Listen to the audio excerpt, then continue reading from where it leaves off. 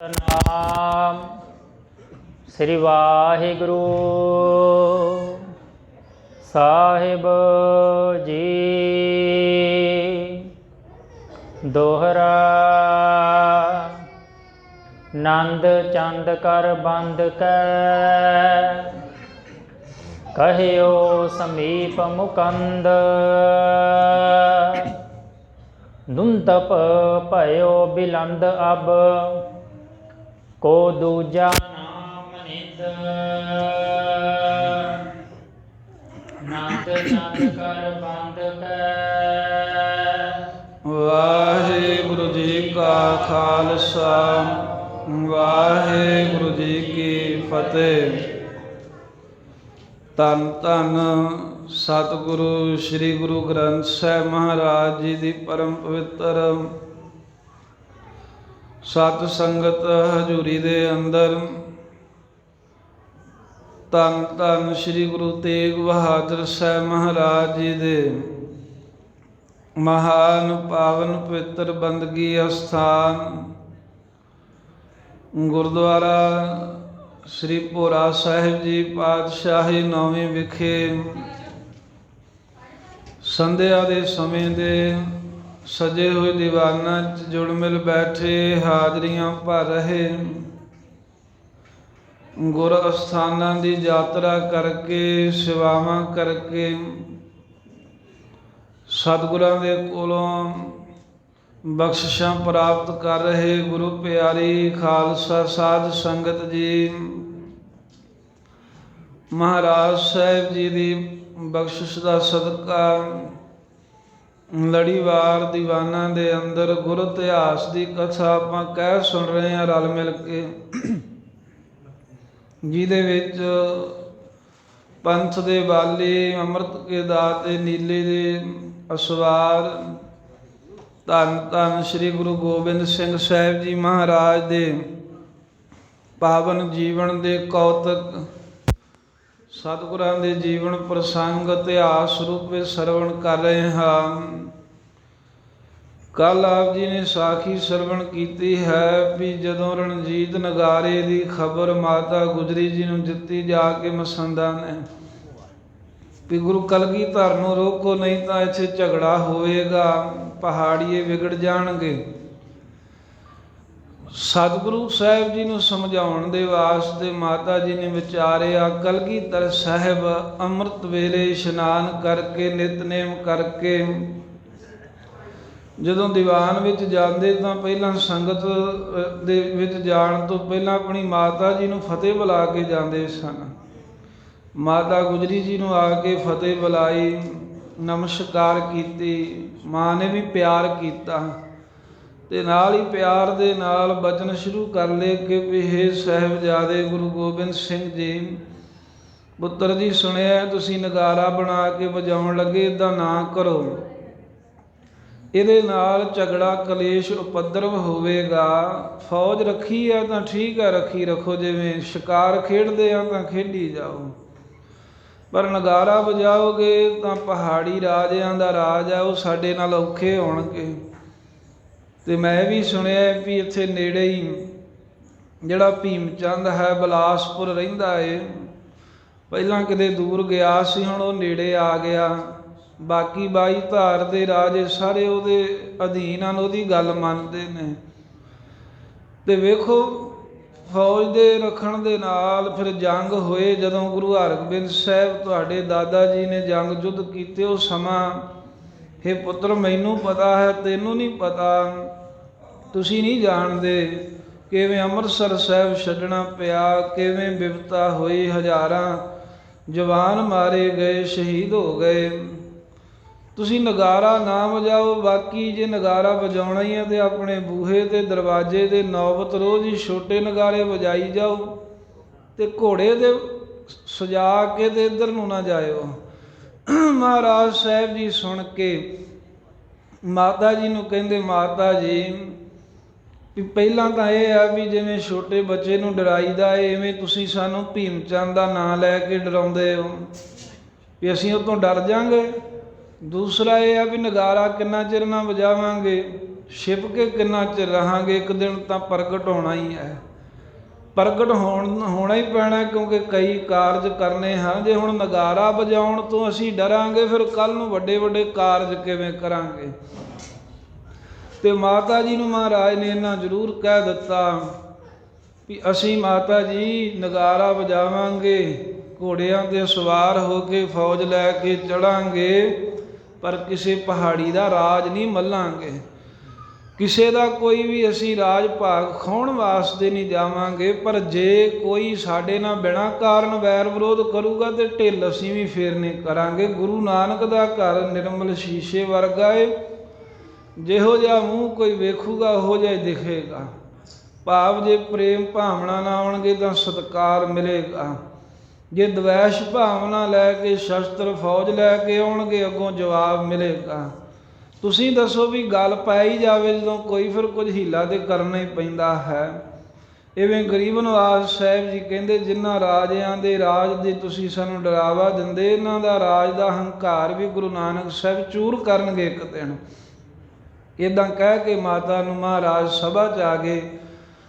ਉੱਥੇ ਵੀਰ ਆਸਨਾ ਕਹਿਣ ਲੱਗੇ ਦੀਵਾਨ ਨੰਦ ਚੰਦ ਜੀ ਨੂੰ ਵੀ ਹਜੇ ਨਗਾਰਾ ਮੜ ਕੇ ਲਿਆਂਦਾ ਕਿਉਂ ਨਹੀਂ ਹੈ? ਛੇਤੀ ਲਿਆਓ, ਨਗਾਰਾ ਵਜਾਉਣਾ ਹੈ। ਕਿਰਪਾਲ ਚੰਦ ਜੀ ਨੇ ਵੀ ਕਿਹਾ, ਮਹਾਰਾਜ ਮਸੰਦ ਮਾਤਾ ਜੀ ਨੂੰ ਜਾ ਕੇ ਡਰਾਉਂਦੇ ਨੇ, ਕਹਿੰਦੇ ਵੀ ਨਗਾਰਾ ਨਾ ਵਜਾਈਏ।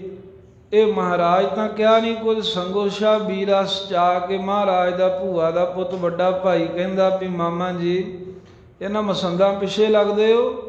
ਇਹ ਪਤਾ ਹੈ ਗੁਰੂ ਹਰਗੋਬਿੰਦ ਸਾਹਿਬ ਮਹਾਰਾਜ ਦੇ ਪੁੱਤਰੇ ਹਨ, ਗੁਰੂ ਗੋਬਿੰਦ ਸਿੰਘ ਸਾਹਿਬ, ਇਹ ਉਹਨਾਂ ਵਰਗੇ ਹੀ ਪ੍ਰਤਾਪੀ ਹੋਣਗੇ। ਮਸੰਦਾਂ ਨੇ ਵੀ ਕੁਝ ਬੋਲਿਆ, ਉਹਨਾਂ ਨੂੰ ਵੀ ਝਿੜਕਿਆ ਵੀ ਤੁਸੀਂ ਡਰਾਉਂਦੇ ਹੋ ਵੀ ਦਿੱਲੀ ਦੇ ਵਿੱਚ ਰਾਜ ਔਰੰਗਜ਼ੇਬ ਦਾ ਹੈ, ਪਹਾੜੀ ਰਾਜਿਆਂ ਦੀ ਉਹਨਾਂ ਨਾਲ ਗੱਲਬਾਤ ਹੈ।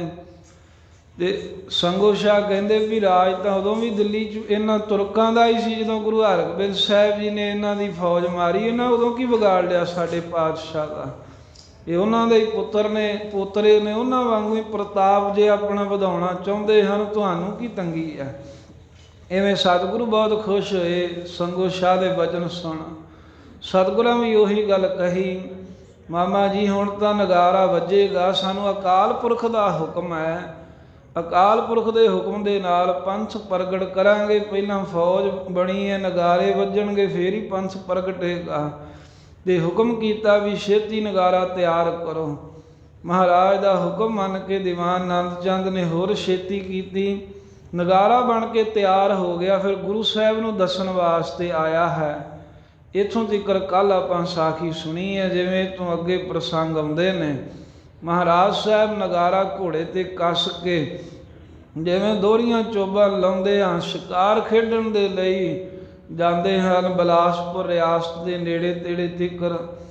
ਇਹ ਆਪਾਂ ਇਤਿਹਾਸ ਦਾ ਪ੍ਰਸੰਗ ਆਪਾਂ ਸਰਵਣ ਕਰਾਂਗੇ। ਆਓ ਗੁਰੂ ਕਲਗੀਧਰ ਮਹਾਰਾਜ ਗੁਰੂ ਗੋਬਿੰਦ ਸਿੰਘ ਸੱਚੇ ਪਾਤਸ਼ਾਹ ਅੰਮ੍ਰਿਤ ਦੇ ਦਾਨੀ ਦੇ ਪਾਵਨ ਪਵਿੱਤਰ ਚਰਨ ਕਮਲਾਂ ਦਾ ਧਰੀਏ ਧਿਆਨ। ਰਸਨਾ ਕਰੋ ਪਵਿੱਤਰ ਆਖੋ ਸਤਿਨਾਮ ਸ੍ਰੀ ਵਾਹਿਗੁਰੂ ਸਾਹਿਬ ਜੀ। ਸਤਿਨਾਮ ਸ੍ਰੀ ਵਾਹਿਗੁਰੂ ਸਾਹਿਬ ਜੀ। ਨੰਦ ਚੰਦ ਕਰ ਬੰਦ ਕਰ। ਧੰਨ ਧੰਨ ਸ੍ਰੀ ਗੁਰੂ ਗੋਬਿੰਦ ਸਿੰਘ ਮਹਾਰਾਜ ਸਾਹਿਬ ਜੀ ਦਾ ਹੁਕਮ ਜਦੋਂ ਭਾਈ ਦੀਵਾਨ ਨੰਦ ਚੰਦ ਨੂੰ ਹੋਇਆ ਵੀ ਜਿਹੜਾ ਨਗਾਰਾ ਹੈ ਉਹ ਛੇਤੀ ਮੜ ਕੇ ਤਿਆਰ ਕਰਕੇ ਲਿਆਓ। ਨਗਾਰਾ ਜਦੋਂ ਤਿਆਰ ਹੋਇਆ ਤਾਂ ਭਾਈ ਦੀਵਾਨ ਨੰਦ ਚੰਦ ਜੀ ਉਸ ਵੇਲੇ ਗੁਰੂ ਗੋਬਿੰਦ ਸਿੰਘ ਮਹਾਰਾਜ ਜੀ ਦੇ ਕੋਲ ਆਏ। ਸਤਿਗੁਰਾਂ ਨੂੰ ਦੋਵੇਂ ਹੱਥ ਜੋੜ ਕੇ ਨਮਸਕਾਰ ਕੀਤੀ ਤੇ ਮੁਕਤੀ ਦਾਤੇ ਗੁਰੂ ਗੋਬਿੰਦ ਸਿੰਘ ਮਹਾਰਾਜ ਦੇ ਪਾਸ ਆ ਕੇ ਭਾਈ ਦੀਵਾਨ ਨੰਦ ਚੰਦ ਜੀ ਕਹਿਣ ਲੱਗੇ, ਹੇ ਸੱਚੇ ਪਾਤਸ਼ਾਹ, ਜਿਵੇਂ ਤੁਹਾਡਾ ਹੁਕਮ ਹੋਇਆ ਸੀ ਵੀ ਵੱਡਾ ਤਗੜਾ ਨਗਾਰਾ ਤਿਆਰ ਕਰਾਓ, ਆਪ ਜੀ ਦੀ ਕਿਰਪਾ ਦੇ ਨਾਲ ਮਹਾਰਾਜ ਨਗਾਰਾ ਬਿਲਕੁਲ ਵੱਡਾ ਤਗੜਾ ਤਿਆਰ ਹੋ ਗਿਆ ਹੈ। ਜਿਸ ਦੇ ਮਨਿੰਦ ਕੋਈ ਦੂਜਾ ਨਗਾਰਾ ਨਹੀਂ ਹੈ ਕਿਸੇ ਕੋ ਸੁਣੀ ਤਾਂ। ਕਿਉਂਕਿ ਉਸ ਵੇਲੇ ਸਾਰੇ ਲੱਕੜ ਦਾ ਹੀ ਥੱਲੇ ਭਾਂਡਾ ਜਿਹਾ ਬਣਾ ਕੇ ਨਗਾਰਾ ਬਣਾਉਂਦੇ ਸੀ। ਹੁਣ ਤੀਕਰ ਵੀ ਥੱਲੇ ਇੱਦਾਂ ਹੀ ਬਣਦੇ ਆਏ। ਮਹਾਰਾਜ ਸਾਹਿਬ ਨੇ ਲੋਹੇ ਦਾ ਬਣਾਇਆ ਨਗਾਰਾ, ਤੇ ਗਰੀਬ ਨਿਵਾਜ ਸਤਿਗੁਰੂ ਨਗਾਰਾ ਤੁਹਾਡੀ ਕਿਰਪਾ ਨਾਲ ਐਸਾ ਤਿਆਰ ਹੋ ਗਿਆ ਜਿਹਦੇ ਮਨਿੰਦ ਨਗਾਰਾ ਕੋਈ ਦੂਸਰਾ ਨਹੀਂ ਹੈ। ਕਿਸੇ ਫੌਜ ਦੇ ਵਿੱਚ ਸੁਣਿਆ ਨਹੀਂ ਹੈ ਵੀ ਐਡਾ ਵੱਡਾ ਨਗਾਰਾ ਕਿਸੇ ਕੋ ਹੋਵੇ। ਜਦੋਂ ਇਹ ਮਹਾਰਾਜ ਨੂੰ ਆ ਕੇ ਸੁਨੇਹਾ ਦਿੱਤਾ, ਉਦੋਂ ਪਿਛਲਾ ਜਿਹਾ ਪੈਰ ਹੋਇਆ ਸੀ। ਸਤਿਗੁਰਾਂ ਨੇ ਸੁਣਿਆ, ਰਾਤ ਦਾ ਸਮਾਂ ਹੋਇਆ, ਭੋਜਨ ਪ੍ਰਸ਼ਾਦਾ ਛਕ ਕੇ ਤੇ ਆਪਣੇ ਸੁਖ ਅਸਥਾਨ ਤੇ ਸੁਖ ਆਸਣ ਤੇ ਜਾ ਕੇ ਗੁਰੂ ਸਾਹਿਬ ਜੀ ਬਿਰਾਜਮਾਨ ਹੋ ਗਏ। ਅੰਮ੍ਰਿਤ ਵੇਲਾ ਹੋਇਆ ਵੇਖ ਕਰਕੇ ਗਰੀਬ ਨਿਵਾਜ ਸਾਹਿਬ ਜੀ ਉੱਠੇ, ਸਾਵਧਾਨ ਹੋਏ ਹਨ। ਤੇ ਗਰੀਬ ਨਿਵਾਜ ਸਾਹਿਬ ਜੀ ਨੇ ਨਗਾਰਾ ਵਜਾਉਣ ਤੋਂ ਪਹਿਲਾਂ ਹੁਕਮ ਕੀਤਾ ਆਪਣੇ ਸਮੀਪੀ ਨੇੜੇ ਰਹਿਣ ਵਾਲੇ ਸਿੱਖਾਂ ਨੂੰ ਵੀ ਬਹੁਤ ਹੀ ਕੜਾਹ ਪ੍ਰਸ਼ਾਦ ਦੀ ਖੁੱਲੀ ਦੇਗ ਬਣਾ ਕੇ ਲੈ ਕੇ ਆਓ ਪਹਿਲਾਂ। ਹਾਂ, ਫੇਰ ਨਾਲ ਹੀ ਕਿਹਾ ਵੀ ਜਿਹੜਾ ਨਗਾਰਾ ਹੈ ਵੱਡਾ ਬਣਿਆ, ਘੋੜੇ ਤੇ ਇਹਨੂੰ ਕੱਸ ਦਿਓ ਚੰਗੀ ਤਰ੍ਹਾਂ। ਜਿਵੇਂ ਹੁਣ ਦੇਖਿਆ ਨਾ ਨਿਹੰਗ ਸਿੰਘ ਘੋੜਿਆਂ ਦੇ ਨਗਾਰੇ ਕੱਸਦੇ ਨੇ, ਉੱਤੇ ਦਸ਼ਾਲੇ ਪਾਏ ਹੁੰਦੇ ਨੇ, ਹੇਠਾਂ ਨੂੰ ਲਮਕਦੇ ਬੜੇ ਸ਼ਿੰਗਾਰੇ ਹੁੰਦੇ। ਇਵੇਂ ਨਗਾਰਿਆਂ ਦੀਆਂ ਕਈ ਕਿਸਮਾਂ ਨੇ। ਕਈ ਵੱਡੇ ਵੱਡੇ ਨਗਾਰੇ ਜਿਹੜੇ ਇੱਕੇ ਥਾਂ ਪਏ ਰਹਿੰਦੇ ਹਨ ਉਹ ਵਜਾਈਦੇ ਨੇ। ਇੱਕ ਕਈ ਊਠਾਂ ਦੇ ਉੱਤੇ ਵੀ ਨਗਾਰਾ ਸਜਾਈਦਾ, ਉਹਨੂੰ ਸੁਰਤੀ ਕਹਿੰਦੇ ਹਨ, ਸੁਤਰੀਆਂ ਕਹਿੰਦੇ ਹਨ। ਤੇ ਮਹਾਰਾਜ ਸਾਹਿਬ ਜੀ ਨੇ ਜਿਹੜਾ ਇਹ ਵੱਡਾ ਨਗਾਰਾ ਬਣਾਇਆ ਹੈ, ਇਹ ਘੋੜੇ ਤੇ ਕੱਸ ਦਿੱਤਾ ਗਿਆ। ਸਾਹਿਬ ਕਹਿੰਦੇ ਕੜਾਹ ਪ੍ਰਸ਼ਾਦ ਦੀ ਦੇਗ ਬਣਾ ਕੇ ਤੇ ਨਗਾਰਾ ਘੋੜੇ ਤੇ ਕੱਸ ਦਿਓ, ਤਿਆਰ ਕਰੋ। ਜਦੋਂ ਕੜਾਹ ਪ੍ਰਸ਼ਾਦ ਦੀ ਦੇਗ ਤਿਆਰ ਹੋਈ, ਮਹਾਰਾਜ ਨੇ ਹਜ਼ੂਰ ਮੰਗਵਾਈ ਹੈ, ਨਗਾਰਾ ਕੱਸਿਆ ਗਿਆ ਤੇ ਆਪ ਗੁਰੂ ਕਲਗੀਧਰ ਮਹਾਰਾਜ ਨੇ ਅਰਦਾਸਾ ਸੋਧਿਆ। ਗੁਰੂ ਨਾਨਕ ਦੇਵ ਸਾਹਿਬ ਤੋਂ ਲੈ ਕੇ ਗੁਰੂ ਤੇਗ ਬਹਾਦਰ ਸਾਹਿਬ ਤੀਕਰ ਨਾਮ ਲਏ। ਸਭ ਗੁਰੂ ਸਾਹਿਬਾਨਾਂ ਦੇ ਨਾਮ ਲੈ ਕਰਕੇ ਬਹੁਤ ਸੁੰਦਰ ਮਹਾਰਾਜ ਨੇ ਅਰਦਾਸ ਕੀਤੀ ਕਲਗੀਧਰ ਜੀ ਨੇ। ਫਿਰ ਗੁਰੂ ਸਾਹਿਬ ਨੇ ਹੁਕਮ ਕੀਤਾ ਤੇ ਭਾਈ ਲੱਖਾ ਸਿੰਘ ਨਗਾਰ 'ਚ ਹੀ ਸੀ। ਕਹਿੰਦੇ ਵੀ ਮਾਰ ਚੋਬ ਕਹਿੰਦੇ ਨਗਾਰੇ ਤੇ। ਨਗਾਰਾ ਤਾਂ ਗੁਰੂ ਹਰਗੋਬਿੰਦ ਸਾਹਿਬ ਦੇ ਦਲ ਵਿੱਚ ਵੀ ਵੱਜਿਆ ਸੀ, ਪਰ ਉਦੋਂ ਛੋਟੇ ਨਗਾਰੇ ਹੁੰਦੇ ਸਨ। ਤੇ ਉਹ ਨਗਾਰਾ ਜਦੋਂ ਵਜਾਉਂਦਾ ਸੀ ਜਿਹੜਾ ਸਿੱਖ, ਉਹਦਾ ਨਾਮ ਵੀ ਭਾਈ ਲੱਖਾ ਸੀ। ਛੇਵੇਂ ਪਾਤਸ਼ਾਹ ਦਾ ਨਗਾਰ 'ਚ ਵੀ ਭਾਈ ਲੱਖਾ ਹੋਇਆ ਤੇ ਗੁਰੂ ਗੋਬਿੰਦ ਸਿੰਘ ਮਹਾਰਾਜ ਦੇ ਦਲ ਦਾ ਨਗਾਰ 'ਚ ਵੀ ਭਾਈ ਲੱਖਾ ਜੀ ਹੋਏ, ਜੋ ਅੰਮ੍ਰਿਤ ਛਕ ਕੇ ਭਾਈ ਲੱਖਾ ਸਿੰਘ ਬਣਿਆ। ਜਿਹੜਾ ਮਹਾਰਾਜ ਸਾਹਿਬ ਤੋਂ ਬਾਅਦ ਵੀ ਸਰੀਰ ਕਰਕੇ ਲੰਮਾ ਸਮਾਂ ਰਿਹਾ, ਪਟਿਆਲੇ ਦੇ ਲਾਗੇ ਉਹਨਾਂ ਨੇ ਆਪਣਾ ਨਿਵਾਸ ਰੱਖਿਆ ਸੀ। ਤੇ ਇਹ ਭਾਈ ਲੱਖਾ ਸਿੰਘ ਹੀ ਹੈ ਵੀ ਜਿਹਦੇ ਗਾਂ ਸੇਵਕਾਂ ਨੇ ਨਾਮਧਾਰੀ ਪੰਥ ਚਲਾ ਕੇ ਤੇ ਫਿਰ ਆਪਣੀ ਹੀ ਅੱਗੇ ਗੱਦੀ ਚਲਾ ਲਈ ਸੀ। ਉਹ ਨਗਾਰ 'ਚ ਹੀ ਸੀ ਗੁਰੂ ਮਹਾਰਾਜ ਸਾਹਿਬ ਦੇ ਘਰ ਦਾ। ਤੇ ਭਾਈ ਲੱਖੇ ਨੂੰ ਮਹਾਰਾਜ ਨੇ ਹੁਕਮ ਕੀਤਾ ਵੀ ਹੁਣ ਗੁਰੂ ਨਾਨਕ ਸਾਹਿਬ ਦੀ ਆਗਿਆ ਹੋ ਗਈ ਹੈ, ਚੋਬਾਂ ਉਭਾਰੋ, ਧੌਂਸੇ ਦੇ ਮਾਰ ਨਾ ਕਰੋ। ਜਦੋਂ ਗੁਰੂ ਸਾਹਿਬ ਜੀ ਦੀ ਆਗਿਆ ਦੇ ਨਾਲ ਨਗਾਰੇ ਦੇ ਉੱਤੇ ਦੋਹਰੀ ਚੋਬ ਲੱਗੀ ਹੈ ਤਾਂ ਕਹਿੰਦੇ ਵੀ ਐਸੀ ਨਗਾਰੇ ਦੇ ਵਿੱਚੋਂ ਧੁਨੀ ਉੱਠੀ ਵੀ ਦੂਰ ਦੂਰ ਤੀਕਰ ਆਵਾਜ਼ ਸਭ ਨੇ ਸੁਣ ਲਈ ਹੈ। ਸਾਰਿਆਂ ਨੂੰ ਮਹਾਰਾਜ ਨੇ ਨਗਾਰੇ ਦੀ ਆਵਾਜ਼ ਸੁਣਾ ਦਿੱਤੀ। ਇੱਕਦਮ ਜਦੋਂ ਨਗਾਰਾ ਵੱਜਿਆ, ਜਿੰਨੇ ਵੀ ਸੂਰਮੇ ਦਲ ਦੇ ਵਿੱਚ ਰਹਿੰਦੇ ਸਨ ਆਨੰਦਪੁਰ ਆਪੋ ਆਪਣੇ ਤੰਬੂਆਂ ਦੇ ਵਿੱਚ ਬੈਠੇ ਬਿਰਾਜਮਾਨ ਨੇ। ਆਨੰਦਪੁਰ ਦੀਆਂ ਸਿੱਖ ਸੰਗਤਾਂ ਨੇ ਨਗਾਰੇ ਦੀ ਆਵਾਜ਼ ਸੁਣ ਕੇ, ਪਹਾੜੀ ਇਲਾਕਾ ਹੋਣ ਕਰਕੇ ਬੜੀਆਂ ਗੂੰਜਾਂ ਪਈਆਂ। ਜਦੋਂ ਗੂੰਜ ਪਈ ਹੈ ਤਾਂ ਨਗਾਰੇ ਦੀ ਆਵਾਜ਼ ਸੁਣ ਕੇ ਸਾਰਿਆਂ ਦੇ ਮਨ ਵਿੱਚ ਉਤਸ਼ਾਹ ਬੜਾ ਵਧਿਆ। ਨਗਾਰੇ ਦੀ ਆਵਾਜ਼ ਸੁਣਦਿਆਂ ਹੀ ਅਨੰਦਪੁਰ ਸਾਹਿਬ ਦੇ ਲੋਕ ਗੁਰੂ ਮਹਾਰਾਜ ਸਾਹਿਬ ਦੇ ਕੋਲ ਆ ਗਏ। ਜੋ ਕੜਾਹ ਪ੍ਰਸ਼ਾਦ ਦੀ ਦੇਗ ਤਿਆਰ ਹੋਈ ਸੀ, ਸਭ ਦੇ ਵਿੱਚ ਬਰਾਬਰ ਵਰਤਾ ਦਿੱਤਾ ਪ੍ਰਸ਼ਾਦ। ਆਇਓ। ਤੇ ਧੰਨ ਗੁਰੂ ਗੋਬਿੰਦ ਸਿੰਘ ਮਹਾਰਾਜ ਦੀ ਸਲਾਹੁਤਾ ਕਰਦੇ ਨੇ। ਧੰਨ ਹਨ ਗੁਰੂ ਕਲਗੀਧਰ, ਧੰਨ ਨੇ ਗੁਰੂ ਗੋਬਿੰਦ ਸਿੰਘ ਮਹਾਰਾਜ ਦੇ ਕੌਤਕ। ਗੁਰਾਂ ਨੂੰ ਸਲਾਹੁੰਦਿਆਂ ਹੋਇਆਂ ਕੜਾਹ ਪ੍ਰਸ਼ਾਦ ਬੜੇ ਆਨੰਦ ਸਵਾਦ ਦੇ ਨਾਲ ਸਾਰਿਆਂ ਨੇ ਮੁਖ ਵਿੱਚ ਪਾਇਆ ਛਕਿਆ। ਸੁਖਟਨ ਤਿਆਰੀ ਨਿਜ ਕਰੇ। ਨਗਾਰੇ ਦੀ ਆਵਾਜ਼ ਸੁਣ ਕੇ ਜਿੰਨੇ ਵੀ ਸੂਰਮੇ ਰਹਿੰਦੇ ਸਨ ਮਹਾਰਾਜ ਕੋ, ਉਹਨਾਂ ਨੇ ਵੀ ਆਪਣੀ ਤਿਆਰੀ ਕੀਤੀ। ਪਤਾ ਲੱਗ ਗਿਆ, ਗੁਰਾਂ ਨੇ ਕਿਹਾ ਸੀ ਵੀ ਪਹਿਲੇ ਦਿਨ ਹੀ ਇੱਧਰ ਜਾਵਾਂਗੇ ਪਹਾੜ ਵੱਲ। ਆ ਸਾਰੇ ਸੂਰਮਿਆਂ ਨੇ ਆਪੋ ਆਪਣੇ ਘੋੜਿਆਂ ਤੇ ਕਾਠੀਆਂ ਪਾ ਕੇ ਹੇਠਾਂ ਤੋਂ ਤੰਗ ਖਿੱਚ ਕੇ ਕੱਸ ਦਿੱਤਾ। ਦਸ਼ਾਲੇ ਪਾ ਕੇ ਘੋੜੇ ਸਜਾਫ ਬਾ ਲਏ। ਘੋੜਿਆਂ ਨੂੰ ਕੱਸ ਕੇ ਫਿਰ ਸੂਰਮਿਆਂ ਨੇ ਆਪ ਵੀ ਸੋਹਣੇ ਵਸਤਰ ਪਹਿਨ ਕੇ ਕਮਰ ਕੱਸਾ ਕਰਕੇ ਤੇ ਸ਼ਸਤਰ ਸਰੀਰ ਦੇ ਉੱਤੇ ਸਜਾ ਲਏ, ਧਾਰਨ ਕਰ ਲਏ। ਸਾਰੇ ਹੀ ਸੂਰਮੇ ਬੜੇ ਉਤਸ਼ਾਹ ਦੇ ਨਾਲ ਗੁਰੂ ਗੋਬਿੰਦ ਸਿੰਘ ਸਾਹਿਬ ਦੇ ਕੋਲ ਆਏ ਨੇ ਵੀ ਅੱਜ ਨਗਾਰਾ ਵੱਜੂਗਾ ਦਲ ਵਿੱਚ, ਤੇ ਨਗਾਰੇ ਦੀਆਂ ਗੂੰਜਾਂ ਪਾਉਂਦਿਆਂ ਸ਼ਿਕਾਰ ਖੇਡਣ ਦੂਰ ਪਹਾੜਾਂ ਤੀਕਰ ਜਾਵਾਂਗੇ। ਜਦੋਂ ਇੱਧਰ ਮਹਾਰਾਜ ਤਿਆਰੀ ਕਰ ਰਹੇ ਨੇ, ਨਗਾਰੇ ਦੀ ਆਵਾਜ਼ ਜਦੋਂ ਸਭ ਨੇ ਸੁਣ ਲਈ ਹੈ ਤੇ ਦੋ ਮਸੰਦ ਮਿਲ ਕੇ ਗੁਰੂ ਗੋਬਿੰਦ ਸਿੰਘ ਸਾਹਿਬ ਕੋਲ ਆਏ। ਸ੍ਰੀ ਮਾਤਾ ਗੁਜਰੀ ਜੀ ਨੇ ਉਹਨਾਂ ਨੂੰ ਸੁਨੇਹਾ ਦੇ ਕਰਕੇ ਦੋਵਾਂ ਨੂੰ ਭੇਜਿਆ ਹੈ ਕਿ ਗੁਰੂ ਗੋਬਿੰਦ ਸਿੰਘ ਜੀ ਦੇ ਕੋਲ ਜਾਵੋ। ਉਹ ਦੋਵਾਂ ਮਸੰਦਾਂ ਨੇ ਗੁਰੂ ਕਲਗੀਧਰ ਸਾਹਿਬ ਨੂੰ ਹੱਥ ਜੋੜ ਕੇ ਤੇ ਬੇਨਤੀ ਕੀਤੀ ਵੀ ਹੇ ਗੁਰੂ ਦਸਮ ਪਾਤਸ਼ਾਹ, ਤੁਹਾਡੇ ਪ੍ਰਤੀ ਸ੍ਰੀ ਮਾਤਾ ਗੁਜਰੀ ਜੀ ਨੇ ਇਵੇਂ ਕਹਿ ਕੇ ਭੇਜਿਆ ਹੈ ਕਿ ਸੁਨੇਹਾ ਦੇ ਦਿਓ, ਗੁਰੂ ਗੋਬਿੰਦ ਸਿੰਘ ਜੀ ਨੂੰ ਬੇਨਤੀ ਕਰ ਦਿਓ। ਉਹਨਾਂ ਇਹ ਮਹਾਰਾਜ ਸੁਨੇਹਾ ਦਿੱਤਾ, ਬੇਨਤੀ ਕੀਤੀ ਹੈ ਵੀ ਕਿਉਂ ਇਹ ਕਰੋ ਏਦਾਂ ਮਹਾਰਾਜ, ਤੁਸੀਂ ਕਿਉਂ ਕਰਦੇ ਹੋ? ਆ ਜਿਹੜਾ ਘੋੜੇ ਤੇ ਨਗਾਰਾ ਕੱਸ ਲਿਆ ਹੈ ਕਿ ਨਗਾਰਾ ਵਜਾਉਂਦਿਆਂ ਹੋਇਆਂ ਤੇ ਇੱਧਰ ਬਿਲਾਸਪੁਰ ਵੱਲ ਨੂੰ ਜਾਵਾਂਗੇ। ਮਾਤਾ ਜੀ ਕਹਿੰਦੇ ਇਦਾਂ ਤੁਸੀਂ ਕਿਉਂ ਕਰਦੇ? ਇਹਦੇ ਨਾਲ ਤਾਂ ਬਖੇੜਾ ਵਧੇਗਾ, ਇਹਦੇ ਨਾਲ ਜੰਗ ਯੁੱਧ ਹੋਣ ਦੀ ਸੰਭਾਵਨਾ ਵੱਧ ਜਾਵੇਗੀ।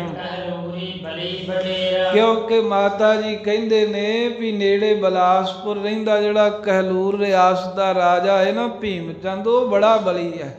ਕਿਉਂਕਿ ਮਸੰਦ ਹੁਣ ਮਾਤਾ ਜੀ ਵੱਲੋਂ ਅਸਲ 'ਚ ਮਾਤਾ ਜੀ ਨੂੰ ਤਾਂ ਇਹੀ ਸਭ ਕੁਝ ਜਾ ਕੇ ਕਹਿੰਦੇ ਆ, ਇਹਨਾਂ ਹੀ ਮਾਤਾ ਜੀ ਨੂੰ ਡਰਾਇਆ ਜਾ ਕਰਕੇ ਝੂਠ ਸੱਚ ਬੋਲ ਬੋਲ ਕੇ। ਤੇ ਹੁਣ ਮਾਤਾ ਜੀ ਨੇ ਤਾਂ ਫਿਰ ਕਹਿਣਾ ਹੀ ਸੀ, ਫਿਰ ਗਏ ਹੋਣਗੇ ਵੀ ਮਾਤਾ ਜੀ ਉਹਨਾਂ ਦਾ ਨਗਾਰਾ ਕੱਸ ਲਿਆ। ਤੇ ਮਾਤਾ ਗੁਜਰੀ ਜੀ ਨੇ ਤੇ ਸੁਨੇਹਾ ਫਿਰ ਭੇਜ ਦਿੱਤਾ ਵੀ ਜਾਓ ਕਹੋ ਉਹਨਾਂ ਨੂੰ ਵੀ ਇੱਦਾਂ ਨਾ ਕਰੋ। ਤੇ ਅਸਲ 'ਚ ਗੱਲ ਤਾਂ ਸਾਰੀ ਮਸੰਦਾਂ ਦੀ ਹੈ।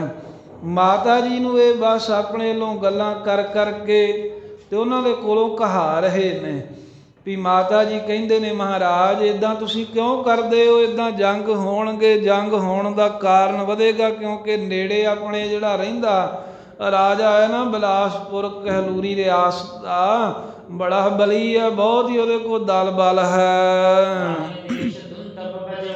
ਜੇ ਮਹਾਰਾਜ ਤੁਸੀਂ ਉਹਦੇ ਦੇਸ਼ ਵਿੱਚ ਨਗਾਰਾ ਵਜਾਓਗੇ, ਕਿਉਂਕਿ ਆਪਾਂ ਉਹਦੀ ਰਿਆਸਤ ਦੇ ਵਿੱਚ ਹੀ ਰਹਿ ਰਹੇ ਹਾਂ, ਇਹ ਤਾਂ ਬਿਨਾਂ ਕਾਰਨ ਉਹ ਘਰ ਬੈਠੇ ਨੂੰ ਤੁਸੀਂ ਖਿਜਾਉਣ ਦਾ ਕੰਮ ਕਰੋਗੇ, ਖਿਜ ਜਾਵੇਗਾ ਬਿਨਾਂ ਕਾਰਨ। ਜੇ ਹੁਣ ਨਗਾਰਾ ਵੱਜੂਗਾ, ਜਦੋਂ ਬਿਲਾਸਪੁਰੀ ਰਾਜੇ ਦੀ ਰਿਆਸਤ ਵਿੱਚ ਨਗਾਰਾ ਵੱਜੇਗਾ, ਰਾਜੇ ਲੋਕ ਨਹੀਂ ਚਾਹੁੰਦੇ ਹੁੰਦੇ ਵੀ ਜਿੱਥੇ ਤੱਕ ਸਾਡਾ ਰਾਜ ਹੈ ਉੱਥੇ ਕੋਈ ਦੂਸਰਾ ਆ ਕੇ ਨਗਾਰਾ ਵਜਾਵੇ। ਇਹ ਤਾਕਤ ਦਾ ਇਜ਼ਹਾਰ ਹੁੰਦਾ ਹੈ, ਇਹ ਚੈਲੰਜ ਹੁੰਦਾ ਹੈ, ਇਹ ਵੰਗਾਰ ਹੁੰਦੀ ਹੈ ਜਿਹੜਾ ਦੂਸਰੇ ਦੀ ਰਿਆਸਤ ਵਿੱਚ ਜਾ ਕੇ ਨਗਾਰਾ ਵਜਾਉਣਾ। ਤੇ ਮਹਾਰਾਜ ਮਾਤਾ ਜੀ ਇਹ ਕਹਿੰਦੇ ਨੇ ਬਿਨਾਂ ਕਾਰਨ ਤੁਸੀਂ ਉਹਨੂੰ ਘਰ ਬੈਠੇ ਨੂੰ ਕਾਹਦੇ ਵਾਸਤੇ ਖਿਜਾਉਂਦੇ ਹੋ? ਕਾਹਦੇ ਵਾਸਤੇ ਮਹਾਰਾਜ ਉਹਨੂੰ ਛੇੜਦੇ ਹੋ? ਜੇ ਤੁਹਾਨੂੰ ਸ਼ਿਕਾਰ ਖੇਡਣ ਦਾ ਮਹਾਨ ਤੋਂ ਮਹਾਨ ਸ਼ੌਂਕ ਹੈ ਹੀ ਹੈ ਵੀ ਤੁਸੀਂ ਸ਼ਿਕਾਰ ਖੇਡਣਾ ਹੈ, ਤਾਂ ਮਾਤਾ ਜੀ ਕਹਿੰਦੇ ਨੇ ਜ਼ਰੂਰ ਸ਼ਿਕਾਰ ਖੇਡਣ ਜਾਓ, ਪਰ ਨਗਾਰੇ ਤੋਂ ਬਗੈਰ ਜਾਓ, ਨਗਾਰਾ ਨਾ ਵਜਾਉਂਦੇ ਹੋਏ ਸ਼ਿਕਾਰ ਖੇਡੋ।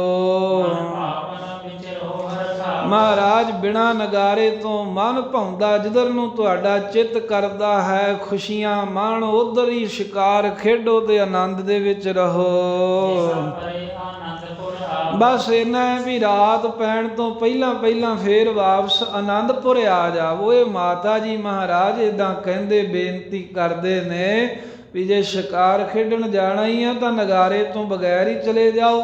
ਜਿੱਥੇ ਚਿੱਤ ਕਰਦਾ ਵਿਚਰ ਕੇ ਤੇ ਫਿਰ ਰਾਤ ਹੋਣ ਤੋਂ ਪਹਿਲਾਂ ਹੀ ਆਨੰਦਪੁਰ ਵਾਪਸ ਆ ਜਾਵੋ।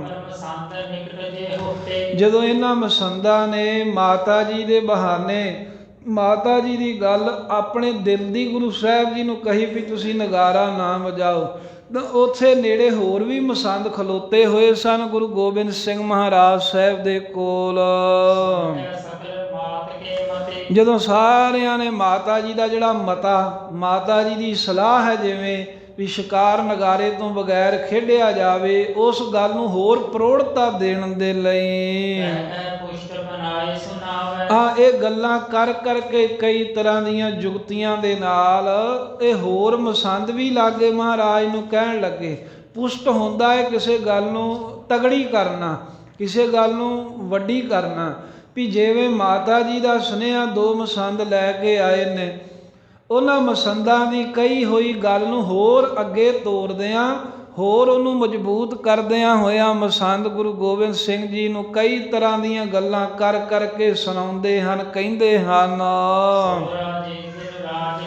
ਕਹਿੰਦੇ ਮਹਾਰਾਜ ਬਿਲਕੁਲ ਮਾਤਾ ਜੀ ਠੀਕ ਕਹਿ ਰਹੇ ਨੇ, ਆਪਾਂ ਨੂੰ ਸ੍ਰੀ ਮਾਤਾ ਜੀ ਦੀ ਗੱਲ ਮੰਨ ਲੈਣੀ ਚਾਹੀਦੀ ਹੈ। ਕਿਉਂਕਿ ਜਿਹੜੇ ਉਹ ਪਹਾੜੀਏ ਨੇ ਨਾ, ਸੋ ਰਾਜੇ ਗਿਰ ਰਾਜ, ਗਿਰ ਨਾਮ ਹੈ ਪਹਾੜ ਦਾ, ਰਾਜ ਨਾਮ ਹੈ ਪਹਾੜਾਂ ਦੇ ਜਿਹੜੇ ਰਾਜੇ ਹਨ। ਸੋ ਰਾਜੇ ਗਿਰ ਰਾਜ ਕਮਾਵੇ ਸਭ ਪਹਾੜਾਂ ਦੇ ਵਿੱਚ। ਉਹ ਮਹਾਰਾਜ ਪਹਾੜੀ ਰਾਜੇ ਆਪਣਾ ਰਾਜ ਕਮਾਉਂਦੇ ਨੇ, ਉਹਨਾਂ ਦਾ ਸਿੱਕਾ ਚੱਲਦਾ ਹੈ ਇਸ ਇਲਾਕੇ 'ਚ। ਤੇ ਸਾਡੇ ਵਾਸਤੇ ਚੰਗੀ ਗੱਲ ਇਹੀ ਹੈ ਵੀ ਜਿਨ੍ਹਾਂ ਦਾ ਰਾਜ ਹੈ ਉਹਨਾਂ ਨਾਲ ਮੇਲ ਹੀ ਕਰਨਾ ਚਾਹੀਦਾ, ਭਾਵ ਰਾਜਿਆਂ ਨਾਲ ਮਿਲ ਕੇ ਚੱਲੀਏ, ਆਪਾਂ ਉਹਨਾਂ ਦੇ ਅਨੁਸਾਰੀ ਹੋ ਕੇ ਚੱਲੀਏ। ਇਹ ਮਹਾਰਾਜ ਐਸਾ ਕੋਈ ਕੰਮ ਆਪਾਂ ਨਾ ਕਰੀਏ ਜਿਹਦੇ ਨਾਲ ਉਹ ਰਾਜੇ ਲੋਕ ਸਾਡੇ ਤੇ ਨਾਰਾਜ਼ਗੀ ਕਰਨ, ਸਾਡੇ ਨਾਲ ਗੁੱਸੇ ਹੋ ਜਾਣ। ਭਾਵ ਨਗਾਰਾ ਨਾ ਵਜਾਈਏ, ਜੇ ਨਗਾਰਾ ਵਜਾਵਾਂਗੇ ਤੇ ਨਾਰਾਜ਼ ਹੋਣਗੇ। ਦੱਸੋ ਮਹਾਰਾਜ, ਉਹ ਰਾਜੇ ਨੇ, ਉਹਨਾਂ ਦੀਆਂ 22 ਧਾਰ ਦੀਆਂ ਰਿਆਸਤਾਂ ਹਨ, ਉਹਨਾਂ ਦੀ ਬਰਾਬਰੀ ਆਪਣੇ ਕੋ ਕਿਵੇਂ ਬਣ ਆ ਸਕਦੀ? ਤੁਸੀਂ ਤਾਂ ਮਹਾਰਾਜ ਗੁਰੂ ਰੂਪ ਹੋ, ਤੁਸੀਂ ਸਾਧੂ ਫਕੀਰ ਮਹਾਤਮਾ ਹੋ, ਉਹ ਰਾਜੇ ਲੋਕ ਹੈ, ਉਹਨਾਂ ਦੀ ਬਰਾਬਰੀ ਆਪਾਂ ਕਿਵੇਂ ਕਰ ਸਕਦੇ ਹਾਂ? ਜਦੋਂ ਇਹ ਲੜਾਈ ਦਾ ਕੋਈ ਝਗੜੇ ਦਾ ਕੰਮ ਹੁੰਦਾ ਨਾ, ਇਹ ਜਿੰਨੇ ਵੀ 22 ਧਾਰ ਦੇ ਰਾਜੇ ਨੇ ਸਾਰੇ ਇਕੱਠੇ ਹੋ ਜਾਂਦੇ ਨੇ। ਜੇ ਕੋਈ ਬਾਹਰੋਂ ਆਵੇ, ਇੱਕ ਦੀ ਲੜਾਈ ਹੋਵੇ, ਸਾਰੇ ਹੀ ਉਹਦੇ ਵੱਲੋਂ ਹੋ ਕਰਕੇ ਮਦਦ ਕਰਦੇ ਨੇ। ਤੇ ਜੇ ਕਿਤੇ ਆਪਣੇ ਨਾਲ ਕਲਾ ਕਲੇਸ਼ ਪੈ ਗਈ, ਭਾਵੇਂ ਇਕੱਲੇ ਬਲਾਸਪੁਰੀਏ ਦੇ ਨਾਲ ਹੀ ਵਿਗਾੜ ਪਿਆ ਨਾ ਭੀਮ ਚੰਦ ਨਾਲ, ਤੇ ਜੇ ਮਹਾਰਾਜ ਕੋਈ ਜੰਗ ਯੁੱਧ ਹੋ ਗਿਆ ਤਾਂ ਬਾਕੀ ਜਿੰਨੇ ਵੀ ਪਹਾੜੀ ਰਾਜੇ ਨੇ ਉਹਨਾਂ ਵੀ ਇਹਦੀ ਮਦਦ ਇਕੱਠੇ ਹੋ ਜਾਣਾ, ਤੁਹਾਡੇ ਵਿਰੁੱਧ ਹੋ ਜਾਣਾ ਹੈ। ਬਾਰ ਬਾਰ ਇਕੱਠੇ ਹੋਏ ਜਾਵੇ ਨਹੀਂ, ਬਾਰ ਬਾਰ ਮਾਤਾ ਵਰਜੰਤ। ਤੇ ਮਹਾਰਾਜ ਵੇਖੋ ਆਪ ਜੀ ਬਾਰ ਬਾਰ ਮਾਤਾ ਵੀ ਤੁਹਾਨੂੰ ਵਰਜ ਰਹੀ ਹੈ, ਰੋਕ ਰਹੀ ਹੈ ਵੀ ਤੁਸੀਂ ਇਹ ਨਗਾਰਾ ਨਾ ਵਜਾਓ, ਕਿਉਂਕਿ ਨਗਾਰੇ ਦੀ ਆਵਾਜ਼ ਸੁਣ ਕੇ ਸਾਡੇ ਨਾਲ ਵਿਗੜਨਗੇ ਪਹਾੜੀ ਰਾਜੇ। ਤੇ ਬਾਕੀ ਮਹਾਰਾਜ ਤੁਸੀਂ ਮਾਲਕ ਹੋ, ਅਸੀਂ ਤਾਂ ਬੇਨਤੀ ਹੀ ਕਰ ਸਕਦੇ ਹਾਂ, ਅੱਗੇ ਤੁਸੀਂ ਜਾਣੋ, ਜਿਵੇਂ ਤੁਹਾਨੂੰ ਚੰਗਾ ਲੱਗਦਾ, ਜਿਵੇਂ ਤੁਹਾਨੂੰ ਭਾਉਂਦਾ ਹੈ। ਇਹਨਾਂ ਸਾਰੇ ਮਸੰਦਾਂ ਦੀ ਗੱਲ ਸੁਣ ਕੇ ਗੁਰੂ ਗੋਬਿੰਦ ਸਿੰਘ ਮਹਾਰਾਜ ਜੀ ਕਹਿਣ ਲੱਗੇ, ਜਨਨੀ ਸੰਮਤ ਬੈਨ ਜਿਨ੍ਹਾਂ ਕੋ, ਜਿਨ੍ਹਾਂ ਦੇ ਬਚਨ, ਜਿਨ੍ਹਾਂ ਮਸੰਦਾਂ ਦੀ ਜਿਹੜੀ ਗੱਲ ਹੈ ਉਹ ਜਨਨੀ ਮਾਤਾ ਦੇ ਕਹਿੰਦੇ ਵੀ ਸੰਮਤ ਸਲਾਹ ਦੇ ਨਾਲ ਮਿਲਦੀ ਹੈ। ਮਾਤਾ ਦੇ ਅਨੁਸਾਰ ਜਿਨ੍ਹਾਂ ਗੱਲ ਕਹੀ, ਜਿਵੇਂ ਮਾਤਾ ਗੁਜਰੀ ਜੀ ਕਹਿੰਦੇ ਹਨ ਵੀ ਤੁਸੀਂ ਨਗਾਰਾ ਨਾ ਵਜਾਓ, ਉਸੇ ਤਰ੍ਹਾਂ ਦੀ ਗੱਲ ਰਲਦੀ ਮਿਲਦੀ ਜਿਨ੍ਹਾਂ ਮਸੰਦਾਂ ਨੇ ਕਹੀ ਆ, ਉਹਨਾਂ ਮਸੰਦਾਂ ਦੀ ਗੱਲ ਸੁਣ ਕੇ ਰਾਜ ਸਾਜ ਕੇ ਕਾਰਜ ਕਲਗੀਧਰ ਮਹਾਰਾਜ ਕਹਿਣ ਲੱਗੇ, ਉਹ ਮਸੰਦੋ ਜਿਹੜੇ ਰਾਜ ਸਾਜ ਦੇ ਜਿੰਨੇ ਵੀ ਕਾਰਜ ਹੁੰਦੇ ਨੇ ਨਾ, ਫੌਜਾਂ ਰੱਖਣੀਆਂ, ਸ਼ਸਤਰ ਵਿਦਿਆ ਦਾ ਅਭਿਆਸ ਕਰਨਾ, ਜੰਗ ਆਦ ਹੈ ਤੇ ਇਹ ਜੰਗ ਆਦਿਕ ਕਰਨੇ ਵੀ, ਇਹ ਵੀ ਰਾਜ ਸਾਜ ਦੇ ਵਿੱਚ ਹੀ ਆਉਂਦਾ। ਵੀ ਜਿੱਦਾਂ ਮਾਤਾ ਜੀ ਤੇ ਤੁਸੀਂ ਕਹਿੰਦੇ ਹੋ ਵੀ ਸ਼ਿਕਾਰ ਖੇਡੋ ਤੇ ਫੌਜ ਰੱਖ ਲਓ, ਕੋਈ ਗੱਲ ਨਹੀਂ। ਮਹਾਰਾਜ ਕਹਿੰਦੇ ਜੇ ਸ਼ਿਕਾਰ ਖੇਡੀਏ, ਫੌਜਾਂ ਰੱਖੀਏ, ਤੇ ਜੰਗ ਕਰਨਾ ਵੀ ਫੌਜ ਰੱਖਣ ਦੇ ਵਿੱਚ ਹੀ ਆਉਂਦਾ ਹੈ। ਫੌਜ ਹੋਰ ਵਿਖਾਉਣ ਵਾਸਤੇ ਥੋੜ੍ਹਾ ਰੱਖੀ ਦੀ ਹੈ। ਇਸ ਕਰਕੇ ਜਿੰਨੇ ਵੀ ਰਾਜ ਸਾਜ ਦੇ ਕੰਮ ਹੁੰਦੇ ਨੇ, ਕਰਵੇ ਜੰਗ ਆਦ ਹੈ 23 ਕਹਿੰਦੇ ਵੀ ਸਾਰੇ ਹੀ ਉਹ ਜੰਗ ਆਦਿ ਕਰਨ ਦੇ ਨਾਲ ਸੰਬੰਧਿਤ ਹੁੰਦੇ ਨੇ। ਜੰਗ ਵੀ ਉਹਦੇ ਵਿੱਚ ਹੀ ਆਉਂਦਾ ਹੈ। ਤੇ ਉਹ ਜਿਹੜੇ ਜੰਗ ਦੇ ਰਾਜ ਸਾਜ ਦੇ ਕੰਮ ਹੁੰਦੇ ਨੇ, ਉਹਨਾਂ ਕੰਮਾਂ ਨੂੰ ਮਾਈ ਮਾਤਾ ਸ਼੍ਰੀ ਗੁਜਰੀ ਜੀ ਜਾਣ ਨਹੀਂ ਸਕਦੇ। ਮਾਤਾ ਜੀ ਨੂੰ ਇਸ ਗੱਲ ਦਾ ਨਹੀਂ ਪਤਾ ਵੀ ਜਿਹੜੇ ਰਾਜ ਸਾਜ ਫੌਜਾਂ ਰੱਖੀ ਦੀਆਂ ਜੰਗ ਕਰਨ ਵਾਸਤੇ ਹੀ ਰੱਖੀ ਦੀਆਂ ਹਨ।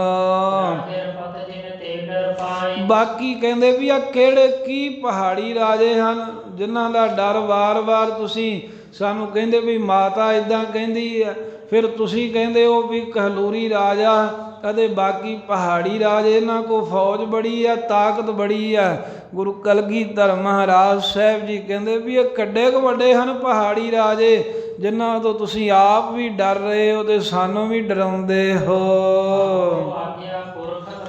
ਅਸੀਂ ਨਹੀਂ ਇਹਨਾਂ ਪਹਾੜੀ ਰਾਜਿਆਂ ਕੋ ਮਹਾਰਾਜ ਕਹਿੰਦੇ ਡਰਦੇ, ਤੇ ਨਾ ਅਸੀਂ ਕਿਸੇ ਦੂਸਰੇ ਦੀ ਗੱਲ ਮੰਨਾਂਗੇ। ਸਾਨੂੰ ਤਾਂ ਅਕਾਲ ਪੁਰਖ ਦੀ ਆਗਿਆ ਹੈ, ਸਾਨੂੰ ਤਾਂ ਪਰਮੇਸ਼ਰ ਵੱਲੋਂ ਹੁਕਮ ਹੋਇਆ ਹੈ। ਕਹਿੰਦੇ ਵੀ ਜਿਮ ਤਿਮ ਕਹੀ ਤਿਮੈ ਤਿਮ ਕਹਿਓ, ਜਿਵੇਂ ਅਕਾਲ ਪੁਰਖ ਦਾ ਹੁਕਮ ਹੈ। ਬਚਿੱਤਰ ਨਾਟਕ ਦੇ ਵਿੱਚ ਖੋਲ ਕੇ ਮਹਾਰਾਜ ਨੇ ਸਾਰਾ ਇਹ ਬਚਨ ਕਿਹਾ ਹੈ ਗੁਰੂ ਗੋਬਿੰਦ ਸਿੰਘ ਸਾਹਿਬ ਨੇ ਵੀ ਸਾਨੂੰ ਪਰਮੇਸ਼ਰ ਦਾ ਹੁਕਮ ਹੈ ਵੀ ਸੰਤਾਂ ਨੂੰ ਉਭਾਰਨਾ ਹੈ, ਉਹਨਾਂ ਦਾ ਪ੍ਰਤਾਪ ਵਧਾਉਣਾ ਹੈ, ਦੁਸ਼ਟਾਂ ਦਾ ਨਾਸ਼ ਕਰਨਾ ਹੈ। ਜਿਵੇਂ ਵਾਹਿਗੁਰੂ ਦੀ ਆਗਿਆ ਹੈ ਵੀ ਆਪਣਾ ਪੰਥ ਪ੍ਰਗਟ ਕਰਨਾ ਏ, ਅਸੀਂ ਤਾਂ ਵਾਹਿਗੁਰੂ ਦੀ ਅਕਾਲ ਪੁਰਖ ਦੀ ਆਗਿਆ ਮੰਨਾਂਗੇ, ਅਕਾਲ ਪੁਰਖ ਦੇ ਅਨੁਸਾਰ ਚੱਲਾਂਗੇ।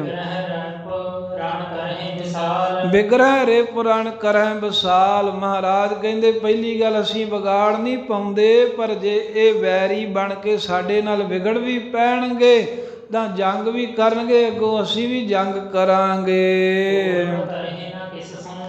ਆ ਸਭ ਤੋਂ ਪਹਿਲਾਂ ਇਹ ਤੁਹਾਨੂੰ ਮਸੰਦੋ ਕਹਿ ਦਿੰਦੇ ਆ ਵੀ ਪਹਿਲ ਨਹੀਂ ਕਰਾਂਗੇ ਅਸੀਂ, ਪਹਿਲਾਂ ਕਿਸੇ ਨਾਲ ਵੈਰ ਵਿਰੋਧ ਨਹੀਂ ਕਰਾਂਗੇ ਪਹਾੜੀ ਰਾਜੇ ਨਾਲ। ਪਰ ਜਿਹੜਾ ਹੰਕਾਰੀ ਸਾਡੇ ਨਾਲ ਵੈਰ ਵਿਰੋਧ ਕਰੇਗਾ ਉਹਦੀ ਖੈਰ ਨਹੀਂ, ਫਿਰ ਉਹਨੂੰ ਕਿ ਫਿਰ ਸੁੱਖ ਨਹੀਂ ਮਿਲਦਾ, ਉਹ ਫਿਰ ਭਾਜੜਾਂ ਹੀ ਪਵਣਗੀਆਂ ਜੰਗ ਦੇ ਵਿੱਚ, ਉਹਨੂੰ ਸਿੱਧੇ ਹੋ ਕੇ ਟੱਕਰਾਂਗੇ। ਹੰਕਾਰੀ ਨੂੰ ਕਦੀ ਵੀ ਗੁਰੂ ਘਰੋਂ ਸੁੱਖ ਨਹੀਂ ਮਿਲੇਗਾ। ਏਦਾਂ ਮਹਾਰਾਜ ਮਸੰਦਾ ਨਾ ਕਹਿ ਹੀ ਰਹੇ ਸਨ। ਇੰਨੇ ਨੂੰ ਗੁਰੂ ਕਲਗੀਧਰ ਜੀ ਦਾ ਨੀਲਾ ਘੋੜਾ ਸੱਜ ਫੱਬ ਕੇ ਆਣ ਪਹੁੰਚਾ। ਆ ਬੜਾ ਬਲੀ ਘੋੜਾ ਹੈ ਮਹਾਰਾਜ ਦਾ, ਬੜਾ ਚੰਚਲ ਹੈ। ਐ ਪਹਿਲਾਂ ਪਾਉਂਦਾ ਜਿਵੇਂ ਨੱਟ ਹੁੰਦੇ ਨਾ ਬਾਜ਼ੀਆਂ ਪਾਉਣ ਵਾਲੇ, ਜਿਵੇਂ ਉਹ ਤਮਾਸ਼ਾ ਵਿਖਾਉਂਦੇ ਨੇ, ਲੋਕਾਂ ਨੂੰ ਆਪਣੇ ਵੱਲ ਖਿੱਚ ਲੈਂਦੇ ਆਪਣੀ ਕਰਤਬ ਵਿਖਾ ਕੇ, ਐਵੇਂ ਬਲੀ ਘੋੜਾ ਹੈ ਮਹਾਰਾਜ ਸਾਹਿਬ ਦਾ, ਬੜਾ ਹੀ ਚੰਚਲ ਹੈ, ਛਾਲਾਂ ਮਾਰਦਾ, ਮੋਰ ਵਾਂਗ ਪਹਿਲਾਂ ਪਾਉਂਦਾ ਏ। ਧੰਨ ਗੁਰੂ ਗੋਬਿੰਦ ਸਿੰਘ ਮਹਾਰਾਜ ਨੇ ਆਪਣੇ ਗਾਤਰੇ ਸ੍ਰੀ ਸਾਹਿਬ ਕੱਸ ਕੇ ਬੰਨ ਲਈ, ਕਮਰ ਕੱਸਾ ਕੀਤਾ। ਤੇ ਗਰੀਬ ਨਿਵਾਸ ਸਾਹਿਬ ਜੀ ਨੇ ਆਪਣੇ ਮੋਢੇ ਤੇ ਜੋ ਤੀਰਾਂ ਦਾ ਪੱਥਾ ਪਾ ਕੇ ਉਹ ਵੀ ਲੱਕ ਦੇ ਨਾਲ ਕੱਸ ਲਿਆ, ਤੇ ਆਪਣੇ ਹੱਥ ਦੇ ਵਿੱਚ ਧਨੁਖ ਪਕੜ ਕਰਕੇ ਤੀਰ ਕਮਾਨ ਪਕੜ ਕੇ ਤੇ ਘੋੜੇ ਦੇ ਨੇੜੇ ਪਹੁੰਚੇ। ਤੇ ਘੋੜੇ ਦੇ ਉਹ ਕਾਠੀ ਚੋਂ ਹੇਠਾਂ ਨੂੰ ਜਿਹੜੀ ਰਕਾਬ ਲਮਕ ਰਹੀ ਹੈ, ਉਹਦੇ ਵਿੱਚ ਮਹਾਰਾਜ ਨੇ ਆਪਣਾ ਚਰਨ ਰੱਖਿਆ ਤੇ ਪਲਾਕੀ ਮਾਰ ਕੇ ਮਹਾਰਾਜ ਸਾਹਿਬ ਜੀ ਘੋੜੇ ਤੇ ਸਵਾਰ ਹੋ ਗਏ।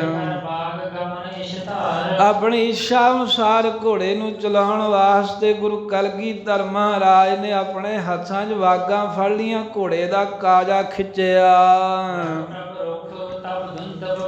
ਜਦੋਂ ਮਹਾਰਾਜ ਦਾ ਰੁਖ ਜਾਣਿਆ ਨਾ ਵੀ ਹੁਣ ਸਤਿਗੁਰੂ ਚਾਲਾ ਪਾਇਆ ਚਾਹੁੰਦੇ ਨੇ, ਜਾਣਾ ਚਾਹੁੰਦੇ ਨੇ, ਤਾਂ ਉਸੇ ਵੇਲੇ ਨਗਾਰੇ ਤੇ ਚੋਭ ਲੱਗੀ, ਭਾਈ ਲਖੇ ਨੇ ਨਗਾਰਾ ਵਜਾਇਆ। ਜਦੋਂ ਦੋਹਰੀ ਚੋਭ ਵੱਜੀ ਆ, ਇਸ ਤਰ੍ਹਾਂ ਦਾ ਆਵਾਜ਼ਾ ਆਇਆ, ਪਹਾੜ ਏਦਾਂ ਗੂੰਜੇ ਮਾਨੋ ਵੀ ਬੱਦਲ ਗੱਜ ਰਹੇ ਹੋਣ ਆਕਾਸ਼ ਦੇ ਵਿੱਚ। ਉਸ ਵੇਲੇ ਗਰੀਬ ਨਵਾਜ਼ ਸਤਿਗੁਰੂ ਨਗਾਰੇ ਵਜਾਉਂਦਿਆਂ ਆਨੰਦਪੁਰ ਸਾਹਿਬ ਤੋਂ ਬਾਹਰ ਨੂੰ ਚੱਲ ਪਏ। ਦਲ ਬਲ ਦੇ ਨਾਲ ਐਨ ਸੱਜ ਵੱਜ ਕੇ ਅੱਗੇ ਅੱਗੇ ਨਿਸ਼ਾਨ ਸਾਹਿਬ ਝੂਲਦਾ, ਉਹਦੇ ਨਾਲ ਨਗਾਰਾ ਵੱਜਦਾ ਜਾ ਰਿਹਾ ਏ। ਗੁਰੂ ਗੋਬਿੰਦ ਸਿੰਘ ਮਹਾਰਾਜ ਨੇ, ਗੁਰੂ ਕੇ ਸੂਰਮੇ ਹਨ, ਹੋਰ ਫੌਜਾਂ ਨੇ ਤਿਆਰ ਬਰ ਤਿਆਰ ਹੋ ਕੇ ਆਨੰਦਪੁਰ ਸਾਹਿਬ ਤੋਂ ਬਾਹਰ ਚੱਲ ਪਏ। ਤੇ ਜਦੋਂ ਮਹਾਰਾਜ ਚੱਲੇ ਨੇ ਤੇ ਜ਼ਾਹਰ ਪ੍ਰਗਟ ਹੀ ਸਭ ਮਾਈ ਭਾਈ ਆਨੰਦਪੁਰ ਦੇ ਲੋਕ ਵੇਖ ਰਹੇ ਨੇ ਗੁਰਾਂ ਦਾ ਜਾਹੋ ਜਲਾਲ। ਗਮਨੇ ਉੱਤਰ ਦਿਸ਼ ਉੱਤਰ ਵਾਲੇ ਪਾਸੇ ਨੂੰ ਮੁਖ ਕਰਕੇ, ਜਿਹੜੇ ਪਾਸੇ ਦਾ ਡਰ ਦਿੰਦੇ ਸਨ ਨਾ ਵਾਰ-ਵਾਰ ਵੀ ਇੱਧਰ ਬਿਲਾਸਪੁਰ ਰਿਆਸਤ ਨੇੜੇ ਆ, ਗੁਰੂ ਗੋਬਿੰਦ ਸਿੰਘ ਮਹਾਰਾਜ ਪਹਾੜਾਂ ਵੱਲ ਨੂੰ, ਬਿਲਾਸਪੁਰ ਵੱਲ ਨੂੰ ਮੁਖ ਕਰਕੇ ਚੱਲੇ ਹਨ। ਸੁੰਦਰ ਸ਼ਗਨ ਦੇਖ ਮੁੱਧ ਭਰਕੈ। ਤੇ ਜਦੋਂ ਤੁਰੇ ਹਨ ਤੇ ਬੜੇ ਹੀ ਕਹਿੰਦੇ ਵੀ ਖੁਸ਼ੀ ਦੇ ਵਿੱਚ ਹੋਏ ਨੇ, ਮਾਨੋ ਸਾਰੇ ਸੋਹਣੇ ਹੀ ਸ਼ਗਨ ਨੇ। ਸ਼ਗਨ ਤੋਂ ਭਾਵ ਇੱਥੇ ਹੈ ਵੀ ਉਹੀ ਸਮਾਂ ਸ਼ਗਨਾਂ ਦਾ ਜਦੋਂ ਗੁਰੂ ਦੀ ਕਿਰਪਾਲਤਾ, ਜਦੋਂ ਗੁਰੂ ਮਹਾਰਾਜ ਸਾਹਿਬ ਦਾ ਪ੍ਰਤਾਪ ਵਧੇ ਸਿੱਖਾਂ ਦਾ, ਉਹ ਸ਼ਗਨ ਦਾ ਸਮਾਂ ਹੈ।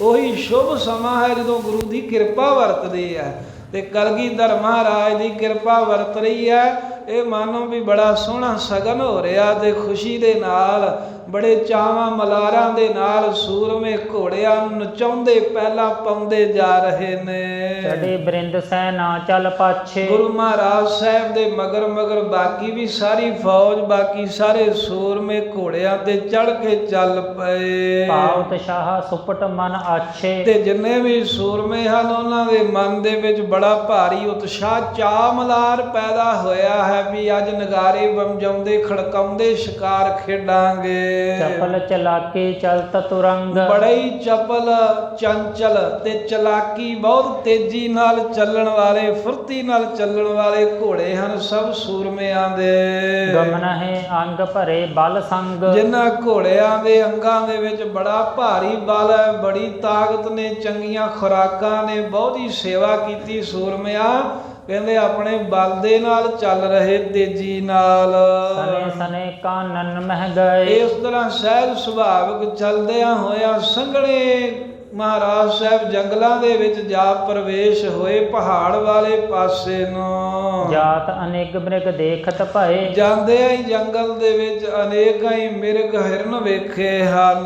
ਤੀਰਨ ਸਾਥ ਕਿਤਕ ਤਹ ਮਾਰੇ। ਘੋੜੇ ਦੇ ਚੜ੍ਹਿਆ ਹੀ ਮਹਾਰਾਜ ਸਾਹਿਬ ਜੀ ਨੇ ਤੀਰ ਦੇ ਨਾਲ ਕਈਆਂ ਦੀ ਕਲਿਆਣ ਕਰ ਦਿੱਤੀ, ਅਗਲੇ ਜਹਾਨ ਤੋਰ ਤੇ ਜੂਨੀ ਕੱਟ ਦਿੱਤੀ। ਗੁਰ ਕਰ ਤੇ ਮਰ ਸੁਰਗ ਸਿਧਾਰੇ। ਤੇ ਜਿਹੜਾ ਵੀ ਗੁਰੂ ਮਹਾਰਾਜ ਸਾਹਿਬ ਦੇ ਹੱਥਾਂ ਤੋਂ ਮਰਿਆ ਹੈ, ਕਹਿੰਦੇ ਵੀ ਉਹ ਆਪਣੀ ਕਲਿਆਣ ਕਰਕੇ ਮਾਨੋ ਸੱਚਖੰਡੀ ਜਾ ਰਿਹਾ ਹੈ। ਕਿਤਕ ਤੁਫੰਗਨ ਸੰਗ ਸੰਘਾਰੇ। ਕਿਉਂਕਿ ਸਾਧ ਸੰਗਤ ਕੱਲੀ ਇਤਿਹਾਸ ਦੀ ਗੱਲ ਨਹੀਂ, ਗੁਰਬਾਣੀ ਦਾ ਬਚਨ ਹੈ, ਪਸ਼ੂ ਪ੍ਰੇਤ ਮੁਗਧ ਕੋ ਤਾਰੇ, ਪਾਹਨ ਪਾਰੇ ਉਤਾਰੇ। ਮਹਾਰਾਜ ਪਸ਼ੂਆਂ ਪ੍ਰੇਤਾਂ ਪੱਥਰਾਂ ਨੂੰ ਵੀ ਤਾਰ ਦਿੰਦੇ ਨੇ। ਤੇ ਜਿਹੜਾ ਗੁਰੂ ਕਲਗੀਧਰ ਮਹਾਰਾਜ ਦੇ ਹੱਥੋਂ ਮਰ ਰਿਹਾ ਹੈ ਨਾ, ਉਹਦੀ ਕਲਿਆਣ ਹੋ ਰਹੀ ਹੈ। ਤੇ ਸਤਿਗੁਰਾਂ ਨੇ ਤੀਰਾਂ ਦੇ ਨਾਲ ਸ਼ਿਕਾਰ ਖੇਡਿਆ, ਕਿਤਕ ਤੁਫੰਗਨ ਸੰਗ ਸੰਘਾਰੇ। ਤੇ ਆਪਣਾ ਬੰਦੂਕ ਦਾ ਨਿਸ਼ਾਨਾ ਪਰਖਣ ਲਈ ਕਈ ਗੋਲੀ ਨਾਲ ਮਾਰੇ ਹਨ। ਖੋਜੇ ਸੁਪਟ ਧਮਾਏ ਅਗਾਰੇ। ਸੂਰਮੇ ਮਹਾਰਾਜ ਦੇ ਅੱਗੇ ਅੱਗੇ ਘੋੜੇ ਦੌੜਾ ਦੌੜਾ ਕੇ ਸ਼ਿਕਾਰ ਖੋਜਦੇ ਭਾਲਦੇ ਨੇ, ਦੱਸਦੇ ਨੇ ਮਹਾਰਾਜ ਇੱਧਰ ਆਵੋ। ਅਨਕ ਚੰਖਾਰ ਸੱਸੇ ਤਹ ਗੇਰੇ। ਅਨੇਕਾਂ ਹੀ ਚੰਖਾਰ ਆਦਿਕ, 12 ਸਿੰਘੇ ਆਦਿਕ, ਸਹੇ ਆਦਿਕ ਗੇਰੇ ਮਾਰੇ। ਬਾਬਰ ਸਹਿਤ ਬਾਂਧ ਕਰ ਘੇਰੇ। ਤੇ ਬਾਬਰ ਕਹਿੰਦੇ ਨੇ ਜਾਲ ਨੂੰ, ਤੇ ਕਈ ਜਾਲ ਦੇ ਨਾਲ ਜਾਲ ਪਾ ਕੇ ਕਹਿੰਦੇ ਵੀ ਉਹ ਫਾਹੀਆਂ ਪਾ ਕੇ ਫੜ ਲਏ ਨੇ, ਜਿਉਂਦੇ ਫੜ ਫੜ ਕੇ, ਜਿਵੇਂ ਗੁਰੂ ਹਰਿ ਸਾਹਿਬ ਲਿਆਉਂਦੇ ਸਨ। ਬਹੁਤ ਹੀ ਇਸ ਤਰ੍ਹਾਂ ਜਾਨਵਰ ਜਿਹੜੇ ਜਿਉਂਦੇ ਫੜ ਫੜ ਕੇ ਲਿਆਉਂਦੇ ਹਨ ਮਹਾਰਾਜ ਆਨੰਦਪੁਰ। ਐਮ ਬਿਲਾਸ ਬਨ ਮਹਿ ਵੱਡ ਕਰਤੇ। ਸੋ ਇਸ ਪ੍ਰਕਾਰ ਦੇ ਨਾਲ ਗੁਰੂ ਗੋਬਿੰਦ ਸਿੰਘ ਮਹਾਰਾਜ ਜੀ ਇਮ ਬਿਲਾਸ ਬਨ ਮੈਂ ਬੜ ਕਰਤੇ ਜੰਗਲ ਦੇ ਵਿੱਚ ਬਹੁਤ ਹੀ ਤਰ੍ਹਾਂ ਦੇ ਕੌਤਕ ਕਰ ਰਹੇ ਹਨ। ਜਾਤ ਬ੍ਰਿਸ਼ਨ ਕੇ ਪੁੰਜ ਨਿਹਰਤੇ, ਤੇ ਬ੍ਰਿਸ਼ਾਂ ਦੇ ਪੁੰਜ ਸਮੂਹਾਂ ਦੇ ਸਮੂਹ ਭਾਵ ਕਿ ਜੰਗਲ ਦੇ ਦਰਖਤ ਉੱਚੇ ਉੱਚੇ ਵੇਖਦੇ ਹੋਏ ਅੱਗੇ ਤੋਂ ਅੱਗੇ ਜਾ ਰਹੇ ਹਨ।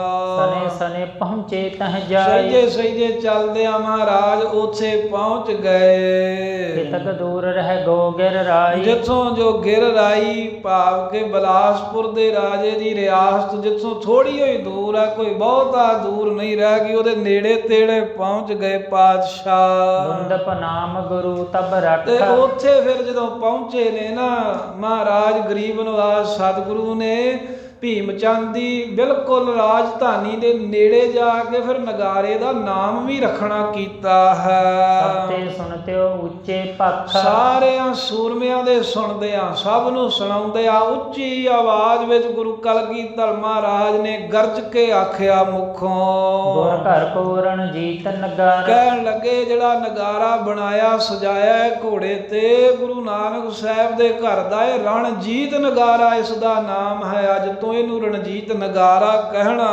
ਹੈ। ਦੋਰੀ ਚੋਬ ਦੇਹੋ ਬਲ ਧਾਰਾ, ਤੇ ਭਾਈ ਲਖੇ ਨੂੰ ਮਹਾਰਾਜ ਨੇ ਕਿਹਾ ਇਹ ਰਣਜੀਤ ਨਗਾਰਾ, ਇਹਦੇ ਉੱਤੇ ਦੋਹਰੀ ਚੋਬ ਬਲ ਧਾਰ ਕੇ ਪੂਰੇ ਜ਼ੋਰ ਦੇ ਨਾਲ ਵਜਾਉਣੀ ਕਰੋ, ਕਿਉਂਕਿ ਰੋਕਦੇ ਸਨ ਨਾ ਸਾਰੇ ਮਹਾਰਾਜ ਭੀਮ ਚੰਦ ਦੇ ਲਾਗੇ ਨਗਾਰਾ ਨਾ ਵਜਾਇਓ, ਨੇੜੇ ਜਾ ਕੇ ਸਾਹਿਬ ਕਹਿੰਦੇ ਵੀ ਇਹ ਰਣਜੀਤ ਨਗਾਰਾ, ਜਿਹੜੇ ਜੰਗ ਵਿੱਚ ਜਿਹੜੀ ਥਾਂ 'ਤੇ ਨਗਾਰਾ ਵੱਜੂ ਉੱਥੇ ਜਿੱਤ ਖਾਲਸੇ ਦੀ ਹੋਏਗੀ, ਜਿਹੜੇ ਮੈਦਾਨ ਵਿੱਚ ਇਹ ਨਗਾਰਾ ਵੱਜੇਗਾ ਉੱਥੇ ਡੰਕਾ ਫਤਿਹ ਦਾ ਹੀ ਵੱਜੇਗਾ। ਤੇ ਧੰਨ ਗੁਰੂ ਕਲਗੀਧਰ ਸਾਹਿਬ ਕਹਿੰਦੇ ਇਹ ਰਣਜੀਤ ਨਗਾਰਾ ਹੈ ਗੁਰੂ ਘਰ ਦਾ। ਤੇ ਭਾਈ ਲਖਾ ਬਲ ਧਾਰ ਕੇ ਦੋਹਰੀ ਚੋਬ ਇਸ ਦੇ ਉੱਤੇ ਮਾਰਨਾ ਕਰ, ਸੁਣੇ ਦੂਰ ਲਗ ਜ਼ਾਹਰ ਹੋਵੇ, ਜਿਹੜਾ ਦੂਰ ਤੀਕਰ ਬਾਈ ਧਾਰ ਦੀਆਂ ਰਿਆਸਤਾਂ ਦੇ ਵਿੱਚ ਨਗਾਰੇ ਦੀ ਆਵਾਜ਼ ਸੁਣੇ। ਇਹ ਆਵਾਜ਼ਾਂ ਪ੍ਰਗਟ ਹੋਣਾ ਚਾਹੀਦਾ ਹੈ, ਪਹਾੜੀ ਰਾਜਿਆਂ ਦੇ ਕੰਨਾਂ 'ਚ ਦੀ ਆਵਾਜ਼ ਜਾਣੀ ਚਾਹੀਦੀ ਹੈ। ਦੇਸ਼ ਨਿਕਟ ਕੋ ਲੱਖ ਲੱਖ ਜੋਗ, ਆ ਨੇੜੇ ਨੇੜੇ ਦੇ ਜਿਹੜੇ ਦੇਸ਼ ਇਲਾਕੇ ਹਨ ਜਾਂ ਪਹਾੜਾਂ ਵਿੱਚ ਜਿਹੜੇ ਰਹਿੰਦੇ ਲੋਕ ਨੇ ਕਹਿੰਦੇ ਵੀ ਆਵਾਜ਼ਾਂ ਸੁਣ ਸੁਣ ਕੇ ਵੇਖਣ ਵੀ ਤੱਕਣ ਵੀ ਆਵਾਜ਼ ਆ ਕਿੱਥੋਂ ਰਹੀ ਆ। ਗੁਰੂ ਕਲਗੀਧਰ ਮਹਾਰਾਜ ਦਾ ਬਚਨ ਸੁਣ ਕੇ ਭਾਈ ਲਖੇ ਨਗਾਰਚੀ ਨੇ, ਕਹਿ ਲੋ ਭਾਈ ਲਖਾ ਸਿੰਘ ਨਗਾਰਚੀ ਨੇ ਹੁਕਮ ਸੁਣਿਆ ਜਦੋਂ ਮਹਾਰਾਜ ਸਾਹਿਬ ਦਾ ਉਹ ਆਸਰਾ ਲੈ ਕੇ ਬਲ ਦੇ ਨਾਲ ਬੜਾ ਸੋਹਣੇ ਢੰਗ ਨਾਲ ਦੋਹਰੀ ਚੋਬ ਮਾਰ ਕੇ ਨਗਾਰਾ ਵਜਾਇਆ ਹੈ।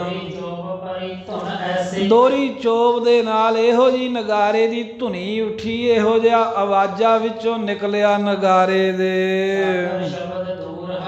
ਕਹਿੰਦੇ ਦੂਰ ਤੀਕਰ ਏਦਾਂ ਸੁਣਾਈ ਦਿੱਤਾ ਜਿਵੇਂ ਸਮੁੰਦਰ ਦਾ ਸ਼ਬਦ ਹੁੰਦਾ ਹੈ। ਸਮੁੰਦਰ ਦੇ ਵਿੱਚ ਜਿਹੜਾ ਕੋਈ ਜਹਾਜ਼ ਚੱਲਦਾ ਨਾ ਤਾਂ ਜੇ ਜਾਣਕਾਰ ਦੱਸਦੇ ਆ ਜਿਵੇਂ ਐਨ ਪਾਣੀ ਪੱਧਰਾ ਸ਼ਾਂਤ ਹੁੰਦਾ, ਜਦੋਂ ਉੱਥੇ ਕੋਈ ਆਵਾਜ਼ ਮਾਰੇ ਸਮੁੰਦਰ ਦੇ ਵਿੱਚ ਤਾਂ ਬਹੁਤ ਮੀਲਾਂ ਤੀਕਰ ਆਵਾਜ਼ ਸਹਿਜੇ ਜਿਹੇ ਬੋਲੀ ਸੁਣਾਈ ਦਿੰਦੀ ਹੈ। ਜਿਵੇਂ ਸਾਗਰ ਦੀ ਸਮੁੰਦਰ ਦੀਆਂ ਲਹਿਰਾਂ ਦਾ ਉਛਾਲਾ ਮੀਲਾਂ ਦੂਰ ਹੋਵੇ ਤੇ ਸੁਣਾਈ ਦਿੰਦਾ ਹੈ, ਐਵੇਂ ਜਦੋਂ ਰਣਜੀਤ ਨਗਾਰੇ ਤੇ ਦੋਹਰੀ ਚੋਬ ਵੱਜੀ ਤਾਂ ਦੂਰ ਤੀਕਰ ਬਾਈ ਧਾਰ ਦੀਆਂ ਰਿਆਸਤਾਂ 'ਚ ਨਗਾਰਾ ਵੱਜਣ ਦੀ ਆਵਾਜ਼ ਸੁਣੀ ਹੈ। ਸਤ ਸਬਤ ਸੈਲ ਧਾਰਾ ਥਰ ਹਰੀ, ਕਹਿੰਦੇ ਕੰਬ ਗਈਆਂ ਸੱਤੇ ਧਾਰਾਂ ਪਹਾੜ ਦੀਆਂ। ਅਚਾਨਕ ਹੀ ਬਹੁਤ ਉੱਚੀ ਆਵਾਜ਼ ਸਾਰਿਆਂ ਲੋਕਾਂ ਦੇ ਕੰਨਾਂ 'ਚ ਸੁਣਾਈ ਦਿੱਤੀ ਹੈ ਜਿਹੜੇ ਪਹਾੜਾਂ ਵਿੱਚ ਰਹਿੰਦੇ ਹਨ। ਚਾਰ ਸਫੇਰੇ ਪਹਾੜ ਵੀ ਗਰਜੇ ਹਨ। ਹੁਣ ਵੀ ਜਾਓ ਨਾ ਕਿਤੇ ਪਹਾੜਾਂ ਦੇ ਨੇੜੇ ਆਵਾਜ਼ ਬੋਲੀਏ ਤਾਂ ਬੜੀ ਦੂਰ ਆਵਾਜ਼ ਵਾਪਸ ਵੀ ਆਉਂਦੀ ਹੈ। ਪਹਾੜੀ ਇਲਾਕਾ ਉਵੇਂ ਗੂੰਜਦਾ, ਇੱਕ ਮਹਾਰਾਜ ਦਾ ਨਗਾਰਾ, ਦੂਜਾ ਸਤਿਗੁਰਾਂ ਦਾ ਪ੍ਰਤਾਪ ਤੇ ਤੀਸਰਾ ਪਹਾੜ ਵੀ ਗੂੰਜਦੇ ਬਹੁਤ ਨੇ। ਤੇ ਜਦੋਂ ਮਹਾਰਾਜ ਸਾਹਿਬ ਦਾ ਨਗਾਰਾ ਵੱਜਿਆ ਤਾਂ ਨਗਾਰੇ ਵੱਜਣ ਦੇ ਨਾਲ ਸੱਤੇ ਧਾਰਾਂ ਪਹਾੜਾਂ ਦੀਆਂ ਕੰਬ ਗਈਆਂ। ਅਚਾਨਕ ਹੀ ਸਭ ਦੇ ਕੰਨਾਂ 'ਚ ਨਗਾਰੇ ਦੀ ਆਵਾਜ਼ ਪਈ। ਜਿਹੜੀਆਂ ਪਹਾੜਾਂ ਦੀਆਂ ਕੰਦਰਾਂ ਹਨ, ਨਾਦਤ ਬ੍ਰਿੰਦ ਕੰਦਰਾਂ ਭਾਰਾ, ਭਾਰੀ ਗੂੰਜ ਉੱਠੀ ਹੈ ਕੰਦਰਾਂ ਦੇ ਵਿੱਚ ਨਗਾਰੇ ਦੀ। ਗਏ। ਸਾਰੇ ਜੰਗਲ ਦੇ ਵਿੱਚ ਬਹੁਤ ਭਾਰੀ ਸ਼ਬਦ ਆਵਾਜ਼ਾਂ ਪਸਰ ਗਿਆ, ਚਾਰ ਸਫੇਰੇ ਫੈਲ ਗਿਆ।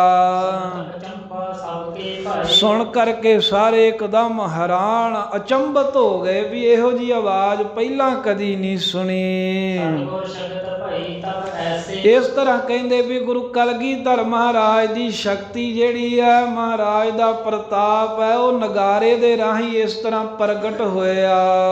ਦੁੰਦਬ ਤੇ ਅਚਰਜ ਜੈਸੇ। ਆ ਧੁਨ ਦੁੰਦਬ ਤੇ ਅਚਰਜ ਜੈਸੇ, ਜਿਸ ਤਰ੍ਹਾਂ ਮਹਾਰਾਜ ਦੇ ਨਗਾਰੇ ਦੀ ਆਵਾਜ਼ ਸੁਣ ਕੇ ਸਾਰੇ ਅਚਰਜ ਹੀ ਹੋ ਗਏ ਹਨ। ਮਾਨੋ ਗੁਰਾਂ ਦੀ ਸ਼ਕਤੀ, ਗੁਰਾਂ ਦਾ ਪ੍ਰਤਾਪ ਹੀ ਸਭ ਦੇ ਉੱਤੇ ਅਸਰ ਕਰ ਰਿਹਾ। ਚੰਦ ਤੇ ਪਸਪਾ ਲਗਾਏ। ਆ ਜਿਸ ਵੇਲੇ ਨਗਾਰਾ ਵੱਜਿਆ ਹੈ, ਉਧਰ ਭੀਮ ਚੰਦ ਵੀ ਬਲਾਸਪੁਰ ਦੇ ਵਿੱਚ ਸਭਾ ਲਾ ਕੇ, ਕਚਹਿਰੀ ਲਾ ਕੇ ਮੰਤਰੀਆਂ ਵਜ਼ੀਰਾਂ ਦੇ ਨਾਲ ਬੈਠਾ ਹੋਇਆ ਸੀ।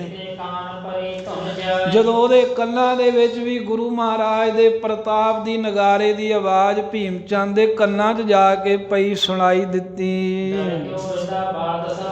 ਹਾਂ, ਇੱਕਦਮ ਹੀ ਕੰਨਾਂ ਜਦੋਂ ਸਾਧ ਸੰਗਤ ਜੀ ਆਵਾਜ਼ਾਂ ਗਿਆ ਨਾ ਨਗਾਰਾ ਵੱਜਣ ਦਾ, ਤੇ ਆਵਾਜ਼ ਨਗਾਰੇ ਦੀ ਸੁਣ ਕਰਕੇ ਦਲ ਘਿਓਰੇ ਦਾ ਇੱਕਦਮ ਹੀ ਇਹਦਾ ਜਿਹੜਾ ਹਿਰਦਾ ਹੈ ਉਹ ਕੰਬ ਗਿਆ। ਭੀਮ ਚੰਦ ਬੈਠਾ ਤੇ ਜਿਹੜੀਆਂ ਗੱਲਾਂ ਕਰ ਰਿਹਾ ਸੀ ਕੋਈ ਵਜ਼ੀਰਾਂ ਮੰਤਰੀਆਂ ਨਾਲ, ਉਹ ਗੱਲ ਵਿੱਚ ਹੀ ਰੁਕ ਗਈ, ਗੱਲ ਕਰਨ ਦੀ ਖਬਰ ਹੀ ਨਾ ਰਹੀ, ਐਸਾ ਡਰਿਆ। ਸ਼ਰਤ ਕਰ ਤਿਸ ਹੋਰੀ। ਚੰਗੀ ਤਰ੍ਹਾਂ ਪੜ੍ਹ। ਲੱਗਿਓ ਸੁਨਨ ਸ਼ਰੁਤ ਕਰ ਤਿਸ ਹੋਰੀ। ਲੱਗਿਓ ਸੁਨਨ ਸ਼ਰੁਤ ਕਰ ਤਿਸ ਹੋਰੀ। ਤੇ ਜਦੋਂ ਆਵਾਜ਼ ਪਹਿਲੀ ਵਾਰ ਕੰਨਾਂ ਦੇ ਵਿੱਚ ਆਈ ਤਾਂ ਆਪਣੇ ਕੰਨਾਂ ਦੇ ਧਿਆਨ ਦੇ ਨਾਲ ਜਿੱਧਰੋਂ ਆਵਾਜ਼ ਆ ਰਹੀ ਹੈ, ਨਾਲ ਦਿਆਂ ਨੂੰ ਕਹਿੰਦਾ ਚੁੱਪ ਹੋ ਜਾਓ, ਤੇ ਕੰਨਾਂ ਦੇ ਨਾਲ ਧਿਆਨ ਲਾ ਕੇ ਸੁਣਨ ਲੱਗਾ ਵੀ ਇਹ ਆਵਾਜ਼ਾਂ ਆਇਆ ਕਿੱਥੋਂ ਹੈ। ਇਧਰ ਜਦੋਂ ਗਾਢੀ ਕਹਿੰਦੇ ਬੜੀ ਤਗੜੀ ਦੋਹਰੀ ਚੋਬ ਨਗਾਰ ਜੀ ਨੇ ਨਗਾਰੇ ਤੇ ਪਾਈ, ਉਹ ਲਗਾਤਾਰ ਨਗਾਰਾ ਵਜਾ ਰਿਹਾ ਏ। ਸੁਣ ਕੇ ਨਗਾਰੇ ਦੀ ਆਵਾਜ਼ ਸਾਰਿਆਂ ਦੇ ਮਨ ਵਿੱਚ ਸ਼ੰਕਾ, ਚਿੰਤਾ, ਡਰ ਪੈਦਾ ਹੋ ਰਿਹਾ ਹੈ ਭੀਮ ਚੰਦ ਦੇ ਸਮੇਤ। ਹਾਂ, ਜਿਹੜਾ ਰਾਜਾ ਹੁੰਦਾ ਨਾ, ਜਦੋਂ ਇਹ ਡਰੇ, ਜਦੋਂ ਇਹਨੂੰ ਕੋਈ ਲੋੜ ਹੋਵੇ, ਫਿਰ ਮੰਤਰੀਆਂ ਵਜ਼ੀਰਾਂ ਵੱਲ ਵੇਖਦਾ। ਮੈਂ ਪਾਲਕ ਟਿਕ ਸਚਿਵ ਨਿਹਾਰਾ। ਭੀਮ ਚੰਦ ਰਾਜੇ ਨੇ ਉਸ ਵੇਲੇ ਆਪਣੇ ਨੇੜੇ ਬੈਠੇ ਹੋਏ ਮੰਤਰੀਆਂ ਵੱਲ ਵੇਖਿਆ ਤੇ ਪੁੱਛਣ ਵਾਸਤੇ ਉਸ ਵੇਲੇ ਮੁਖੋਂ ਮੂੰਹੋਂ ਬੋਲ ਕੇ ਕਹਿਣ ਲੱਗਾ ਭੀਮ ਚੰਦ, ਕਹਿੰਦਾ ਵੀ ਆ ਧੁਨ ਗੰਭੀਰ ਦਮਾਮੈ ਉਠੈ, ਵੀ ਆ ਕਿਸੇ ਨਗਾਰੇ ਦੀ ਬੜੀ ਗੰਭੀਰ ਬਹੁਤ ਹੀ ਵੱਡੀ ਆਵਾਜ਼ ਉੱਠ ਰਹੀ, ਕਿਤੇ ਨਗਾਰਾ ਵੱਜ ਰਿਹਾ ਹੈ। ਇਹ ਕਿਹਦਾ ਕਹਿੰਦੇ ਵੀ ਨਗਾਰਾ ਇਸ ਵੇਲੇ ਵੱਜ ਰਿਹਾ? ਆਪਣੀ ਰਿਆਸਤ ਦੇ ਵਿੱਚ ਕਠੇ ਕਾਠ ਲੱਕੜ ਦੇ ਬਣੇ ਹੋਏ ਨਗਾਰੇ ਹੁੰਦੇ ਸਨ, ਤੇ ਇਹਨੂੰ ਇਉਂ ਆ ਵੀ ਕੋਈ ਲੱਕੜ ਦਾ ਹੋਏਗਾ, ਅਸਲ ਵਿੱਚ ਮਹਾਰਾਜ ਨੇ ਲੋਹੇ ਦਾ ਨਗਾਰਾ ਬਣਾਇਆ, ਤਾਂ ਹੀ ਉਹਦਾ ਆਵਾਜ਼ਾਂ ਜ਼ਿਆਦਾ। ਤੇ ਭੀਮ ਚੰਦ ਆਪਣੇ ਮੰਤਰੀ, ਆਪਣੇ ਵਜ਼ੀਰ ਜਿਹਦਾ ਨਾਮ ਹੈ ਦੇਵੀ ਦਾਸ, ਇਹ ਗੁਰੂ ਘਰ ਦਾ ਜਾਣਕਾਰ ਵੀ ਸੀ ਤੇ ਬਾਅਦ 'ਚ ਪ੍ਰੇਮੀ ਵੀ ਬਹੁਤ ਬਣਿਆ। ਇਹ ਦੇਵੀ ਦਾਸ ਵਜ਼ੀਰ ਦੇ ਕੋਲੋਂ ਭੀਮ ਚੰਦ ਕਹਿੰਦਾ ਏ ਵੀ ਇਹ ਆਵਾਜ਼ਾਂ ਕਿੱਥੋਂ ਆ ਰਿਹਾ ਏ, ਇਹ ਨਗਾਰਾ ਕਿਹਦਾ ਵੱਜ ਰਿਹਾ ਮੇਰੀ ਰਿਆਸਤ ਅੰਦਰ? ਤੇ ਰਾਜਾ ਸੀ ਨਾ, ਪਤਾ ਸੀ, ਕਹਿੰਦਾ ਵੀ ਇਹ ਮੈਨੂੰ ਪੱਕਾ ਪਤਾ ਹੈ ਵੀ ਇਹ 22 ਧਾਰ ਦੇ ਕਿਸੇ ਵੀ ਰਾਜੇ ਦਾ ਨਗਾਰਾ ਨਹੀਂ ਹੈ। ਇਹ ਨਵੀਂ ਤਰ੍ਹਾਂ ਦੀ ਆਵਾਜ਼ ਆ ਰਹੀ ਹੈ ਮਨ ਵਿੱਚ, ਮੈਂ ਜਾਣ ਰਿਹਾ ਸਭ ਪਹਾੜੀ ਰਾਜਿਆਂ ਦੇ ਨਗਾਰਿਆਂ ਦੀ ਆਵਾਜ਼ ਦਾ ਮੈਨੂੰ ਪਤਾ ਹੈ, ਪਰ ਇਹ ਵੱਖਰਾ ਹੀ ਆਵਾਜ਼ਾਂ ਹੈ। ਇਸ ਤਰ੍ਹਾਂ ਦੀ ਧੁਨੀ ਆਵਾਜ਼ ਕਿਸੇ ਹੋਰ ਨਗਾਰੇ ਦੀ ਭੀਮ ਚੰਦ ਕਹਿੰਦਾ ਮੈਂ ਸੁਣੀ ਨਹੀਂ ਕਦੀ। ਬਜਤ ਦੂਰ, ਕਿਉਂਕਿ ਵੱਜ ਤਾਂ ਕਿਤੇ ਦੂਰ ਹੀ ਰਿਹਾ ਹੈ, ਪਰ ਇਉਂ ਲੱਗਦਾ ਵੀ ਇਸ ਨੇੜੇ ਹੀ ਸਾਡੇ, ਕਿਤੇ ਸਾਡੇ ਬੂਹੇ ਦੇ ਗਾੜੀ ਕੋਈ ਵਜਾ ਰਿਹਾ। ਭੀਮ ਚੰਦ ਕਹਿੰਦਾ ਨਗਾਰਾ ਤਾਂ ਜ਼ਰੂਰ ਹੈ ਕਿਤੇ ਦੂਰ ਵੱਜ ਰਿਹਾ ਹੋਵੇਗਾ, ਪਰ ਇਉਂ ਲੱਗਦਾ ਇਹ ਵੀ ਜਿਵੇਂ ਮਹਿਲਾਂ ਦੇ ਦਰਵਾਜ਼ੇ ਦੇ ਅੱਗੇ ਕੋਈ ਨਗਾਰਾ ਵਜਾ ਰਿਹਾ ਹੋਵੇ।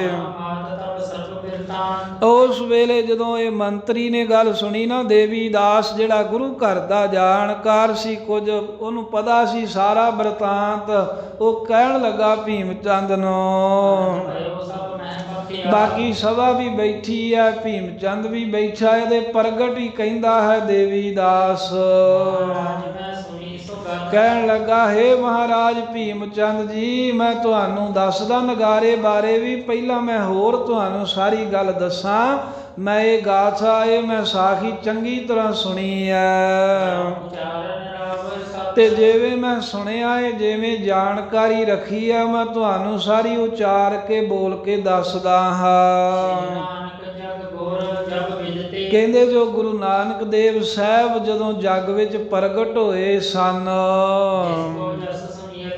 ਜਿਸ ਗੁਰੂ ਨਾਨਕ ਦੇਵ ਮਹਾਰਾਜ ਦਾ ਜਸ ਜਿੱਥੇ ਕਿਥੇ ਵੀ ਸੁਣੀਦਾ ਹੈ, ਭਾਵ ਤੁਹਾਨੂੰ ਵੀ ਪਤਾ ਹੈ ਨਾ ਉਹਨਾਂ ਬਾਰੇ, ਸਭ ਥਾਵਾਂ ਤੇ ਜੋ ਗੁਰੂ ਨਾਨਕ ਸਾਹਿਬ ਦਾ ਜਸ ਹੁੰਦਾ ਏ, ਉਹਨਾਂ ਗੁਰੂ ਨਾਨਕ ਦੇਵ ਮਹਾਰਾਜ ਸਾਹਿਬ ਦੀ ਬਾਅਦ ਵਿੱਚ ਗੁਰਤਾ ਗੱਦੀ ਸੰਸਾਰ ਵਿੱਚ ਹੁਣ ਤੀਕਰ ਵੀ ਕਾਇਮ ਹੈ। ਤੇ ਉਸ ਗੁਰਤਾ ਗੱਦੀ ਦੇ ਤਖਤ ਦੇ ਉੱਤੇ ਹੀ ਸੋਢੀਆਂ ਦੇ ਕੁਲ ਦੇ ਟਿੱਕਾ ਬੈਠੇ ਹੋਏ ਹਨ ਇਸ ਵੇਲੇ। ਜੋ ਗੁਰੂ ਹਰਗੋਬਿੰਦ ਸਾਹਿਬ ਜੀ ਸੋਢੀਆਂ ਦੀ ਬੰਸ ਦੇ ਵਿੱਚੋਂ ਹੀ ਬੜੇ ਭਾਰੀ ਯੋਧੇ ਹੋਏ ਨੇ। ਭੀਮ ਚੰਦ ਜੀ ਤੁਸੀਂ ਜਾਣਦੇ ਹੀ ਹੋ ਨਾ ਉਹਨਾਂ ਨੂੰ, ਤੁਹਾਡੇ ਬਜ਼ੁਰਗਾਂ ਨੂੰ ਉਹਨਾਂ ਗਵਾਲੀਅਰ ਦੇ ਕਿਲੇ ਵਿੱਚੋਂ ਕਢਾ ਕੇ ਲਿਆਂਦਾ ਸੀ। ਉਹ ਗੁਰੂ ਹਰਗੋਬਿੰਦ ਸਾਹਿਬ ਜਿਹੜੇ 6ਵੇਂ ਪਾਤਸ਼ਾਹ ਬੜੇ ਬਲੀ ਬੜੇ ਯੋਧੇ ਹੋਏ ਹਨ। ਹਾਂ, ਜਿਹੜੇ ਸ਼ਾਹਜਹਾਨ ਦੇ ਨਾਲ ਲੜਦੇ ਰਹੇ ਤੇ ਚੰਗੀ ਤਰ੍ਹਾਂ ਜੇਤੀ ਹਾਸਲ ਕੀਤੀ ਜਦੋਂ ਵੀ ਸ਼ਾਹਜਹਾਨ ਦੀ ਫੌਜ ਚੜ੍ਹ ਕੇ ਆਈ। ਹਾਂ, ਮਹਾਰਾਜ ਸਾਹਿਬ ਜੀ ਦੇ ਉੱਪਰ ਕਈ ਸੂਬੇ ਆਪਣੀਆਂ ਫੌਜਾਂ ਲੈ ਲੈ ਕੇ ਚੜ੍ਹ ਕੇ ਆਉਂਦੇ ਰਹੇ ਗੁਰੂ ਹਰਗੋਬਿੰਦ ਸਾਹਿਬ ਤੇ। ਪਰ ਜਿਹੜਾ ਵੀ ਸੂਬਾ ਫੌਜਾਂ ਲੈ ਕੇ ਆਇਆ, ਸ਼ਸਤਰਾਂ ਦੇ ਸਮੇਤ ਸਾਰਿਆਂ ਨੂੰ ਜੰਗ ਦੇ ਮੈਦਾਨ ਵਿੱਚ ਹੀ ਰੱਖ ਲਿਆ ਗੁਰੂ ਹਰਗੋਬਿੰਦ ਸਾਹਿਬ ਨੇ। ਭਾਵ ਕਿ ਉਹਨਾਂ ਦੇ ਸ਼ਸਤਰ ਵੀ ਮੈਦਾਨ ਵਿੱਚ ਹੀ ਪਏ ਰਹਿ ਗਏ। ਸਭ ਅਗਲੇ ਜਹਾਨ ਤੌਰ ਤੇ ਜਿਹੜਾ ਕੋਈ ਸੂਬਾ, ਜੋ ਵੀ ਕੋਈ ਵੱਡੇ ਵੱਡੇ ਕਹਿੰਦੇ ਵੀ ਜਰਨੈਲ ਫੌਜਾਂ ਲੈ ਲੈ ਕੇ ਗੁਰੂ ਹਰਗੋਬਿੰਦ ਸਾਹਿਬ ਤੇ ਚੜ੍ਹਾਈ ਕਰਕੇ ਆਉਂਦੇ ਰਹੇ, ਫੌਜਾਂ ਸਮੇਤ ਸਭ ਸੂਰਮੇ ਮਹਾਰਾਜ ਨੇ ਜੰਗ ਵਿੱਚ ਥਾਏ ਮਾਰਤੇ। ਇਸ ਤਰ੍ਹਾਂ ਵੀਰ ਬਹਾਦਰ ਬਿਦਤਿਓ ਘਨੋ ਗੁਰੂ ਹਰਗੋਬਿੰਦ ਸਾਹਿਬ ਬੜੇ ਵੀਰ ਬਹਾਦਰ ਪ੍ਰਗਟ ਹੋਏ ਸਨ। ਤੇ ਇਹ ਦੇਵੀ ਦਾਸ ਭੀਮ ਚੰਦ ਨੂੰ ਦੱਸਦਾ, ਜਿਸ ਗੁਰੂ ਹਰਗੋਬਿੰਦ ਸਾਹਿਬ ਦਾ ਕੱਦ ਬਹੁਤਾ ਵੱਡਾ ਸੀ। ਜਿਵੇਂ ਦੁਆਪਰ ਯੁੱਗ ਦੇ ਵਿੱਚ ਲੋਕ ਕਹਿੰਦੇ ਬੜੇ ਲੰਮੇ ਲੰਮੇ ਹੁੰਦੇ ਸਨ, ਐਵੇਂ 7.5 ਫੁੱਟ ਦੇ ਕਰੀਬ ਗੁਰੂ ਹਰਗੋਬਿੰਦ ਸਾਹਿਬ ਦਾ ਕੱਦ ਸੀ। ਸਾਧ ਸੰਗਤ ਜਦੋਂ ਕਿਤੇ ਖਲੋਤੇ ਹੁੰਦੇ ਨਾ ਤਗੜੇ ਤੋਂ ਤਗੜੇ ਜਰਨੈਲ ਵੀ ਮਹਾਰਾਜ ਦੇ ਲਾਗੇ, ਤਾਂ ਗਰੀਬ ਨਵਾਜ਼ ਸੱਚੇ ਪਾਤਸ਼ਾਹ ਦੀ ਸਾਰੀ ਗਰਦਨ ਤੇ ਸੀਸ ਵੱਖਰਾ ਹੀ ਦਿਖਦਾ ਹੁੰਦਾ ਸੀ ਗੁਰੂ ਹਰਗੋਬਿੰਦ ਸਾਹਿਬ ਦਾ। 7.5 ਫੁੱਟ ਦੇ ਲਾਗੇ ਗੁਰੂ ਹਰਗੋਬਿੰਦ ਸਾਹਿਬ ਦਾ ਕੱਦ ਸੀ। ਉਹੀ ਗੱਲ ਦੇਵੀ ਦਾਸ ਕਹਿੰਦਾ ਐਡੇ ਵੱਡੇ ਜਰਨੈਲ ਲੰਮੇ ਯੋਧੇ ਸਨ 6ਵੇਂ ਪਾਤਸ਼ਾਹ, ਜਿਵੇਂ ਦੁਆਪਰ ਦੇ ਲੋਕ ਕਹਿੰਦੇ ਬੜੇ ਲੰਮੇ ਹੁੰਦੇ ਸਨ। ਤੇ ਹੇ ਭੀਮ ਚੰਦ ਜੀ, ਉਸ ਗੁਰੂ ਹਰਗੋਬਿੰਦ ਸਾਹਿਬ ਦੀ ਗੁਰਤਾ ਗੱਦੀ ਦੇ 10ਵੇਂ ਥਾਂ ਤੇ ਹੁਣ ਉਹਨਾਂ ਦਾ ਪੁੱਤਰ ਹੀ ਬਿਰਾਜਮਾਨ ਹੈ। ਆਪਣੇ ਦਾਦੇ ਦੇ ਵਾਂਗ ਹੀ ਕਹਿੰਦੇ ਸਭ ਵੀਰਤਾ ਸੂਰਮਤਾਈ ਵਾਲੇ ਗੁਣਾਂ ਦਾ ਮਾਨੋ ਵੀ ਪੋਤਾ ਖਜ਼ਾਨਾ ਹੀ ਹੈ। ਆਪਣੇ ਦਾਦੇ ਵਰਗੇ ਹੀ ਸਾਰੇ ਉਹਨਾਂ ਦੇ ਲੱਛਣ ਹਨ ਜੰਗੀ ਯੋਧਿਆਂ ਵਾਲੇ। ਉਹਨਾਂ ਦਾ ਨਾਮ ਗੁਰੂ ਗੋਬਿੰਦ ਰਾਏ ਹੈ। ਗੁਰੂ ਗੋਬਿੰਦ ਸਿੰਘ ਉਹਨਾਂ ਦਾ ਨਾਮ ਹੈ। ਕਹਿੰਦੇ ਵੀ ਉਹਨਾਂ ਦੀ ਮਹਿਮਾ ਕਹੀ ਨਹੀਂ ਜਾ ਸਕਦੀ। ਇਉਂ ਜਾਪਦਾ ਹੈ ਜਿਵੇਂ ਰਾਮਚੰਦਰ ਜੀ ਹੋਏ ਨੇ ਨਾ ਬੜੇ ਸੋਹਣੇ, ਕਿਉਂਕਿ ਹਿੰਦੂ ਸਨ ਨਾ, ਇਹਨਾਂ ਨੂੰ ਆਪਣੇ ਦੇਵਤਿਆਂ ਦਾ ਅਵਤਾਰਾਂ ਦਾ ਪਤਾ। ਕਹਿੰਦੇ ਜਿਵੇਂ ਰਾਮਚੰਦਰ ਜੀ ਅਵਤਾਰ ਹੋਏ ਨੇ, ਮਾਨੋ ਵੀ ਉਹਨਾਂ ਵਾਂਗ ਹੀ ਸੋਹਣੇ ਫੱਬਦੇ ਹਨ। ਹਾਂ, ਉਮਰ ਜ਼ਰੂਰ ਭੀਮ ਚੰਦ ਜੀ ਉਹਨਾਂ ਦੀ ਹਾਲਾਂ ਛੋਟੀ ਹੈ, ਕਿਸ਼ੋਰ ਅਵਸਥਾ ਹੈ। ਕਿਸ਼ੋਰ ਅਵਸਥਾ ਹੁੰਦੀ ਹੈ ਵੀ ਪੂਰੀ ਜਵਾਨੀ ਤੋਂ ਪਹਿਲਾਂ ਤੇ ਬਾਲਕ ਪੁਣੇ ਤੋਂ ਬਾਅਦ ਵਾਲੀ ਜਿਹੜੀ ਅਵਸਥਾ, 12 ਤੋਂ ਲੈ ਕੇ 16-17 ਸਾਲ ਦੇ ਵਿੱਚ ਦੇ ਸਮੇਂ ਨੂੰ ਕਿਸ਼ੋਰ ਅਵਸਥਾ ਕਹਿੰਦੇ। ਤੇ ਦੇਵੀ ਦਾਸ ਭੀਮ ਚੰਦ ਨੂੰ ਕਹਿੰਦਾ ਗੁਰੂ ਮਹਾਰਾਜ ਬੜੇ ਸੋਹਣੇ ਸੁੰਦਰ ਨੇ। ਉਮਰ ਉਹਨਾਂ ਦੀ ਭਾਵੇਂ ਥੋੜ੍ਹੀ ਹੈ, ਬਾਹਰੇ ਅੰਗ ਉਹਨਾਂ ਦੇ ਸਰੀਰ ਦੇ ਅੰਗ ਜਿਹੜੇ ਬੜੇ ਸ੍ਰੇਸ਼ਟ ਹਨ, ਤੇ ਕਿਸ਼ੋਰ ਅਵਸਥਾ ਵਾਂਗ ਹਾਲਾਂ ਕੂਲੇ ਅੰਗ ਨੇ ਕੋਮਲ ਅੰਗ ਹਨ। ਸ਼ਾਦੀ ਤਨ ਬਹੁ ਜੋਰ ਤੇ ਭੀਮ ਚੰਦ ਜੀ ਜਿਹੜੇ ਲੋਕ ਉਹਨਾਂ ਨੂੰ ਵੇਖ ਕੇ ਆਉਂਦੇ ਨੇ ਨਾ, ਉਹਨਾਂ ਦੇ ਕੋਲੋਂ ਮੈਂ ਸ਼ਾਦੀ ਸੁਣੀ ਹੈ ਗੁਰੂ ਗੋਬਿੰਦ ਸਿੰਘ ਜੀ ਦੀ। ਉਹ ਗਵਾਹੀਆਂ ਦਿੰਦੇ ਹਨ, ਉਹ ਆਣ ਕੇ ਦੱਸਦੇ ਹਨ ਵੀ ਗੁਰੂ ਗੋਬਿੰਦ ਸਿੰਘ ਮਹਾਰਾਜ ਦੇ ਸਰੀਰ ਵਿੱਚ ਬਹੁਤਾ ਹੀ ਬਲ, ਬਹੁਤਾ ਹੀ ਜ਼ੋਰ ਹੈ। ਫਿਰ ਸ਼ਸਤਰ ਅਭਿਆਸ ਕਰਨ ਦੇ ਬੜੇ ਉਤਸ਼ਾਹੀ ਨੇ, ਹਰ ਵੇਲੇ ਸ਼ਸਤਰ ਚਲਾਉਣ ਦੀ ਉਹਨਾਂ ਦੇ ਅੰਦਰ ਅਬਲਾਖਾ ਚਾਹਨਾ ਰਹਿੰਦੀ ਹੈ।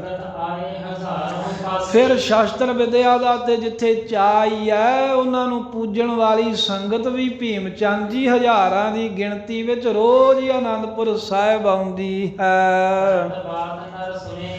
ਤੇ ਦੇਵੀ ਦਾਸ ਕਹਿੰਦਾ ਵਜ਼ੀਰ ਵੀ ਮੈਂ ਭੀਮ ਚੰਦ ਜੀ ਬੜੇ ਲੋਕ ਇਹ ਗੱਲਾਂ ਕਰਦੇ ਸੁਣੇ ਹਨ।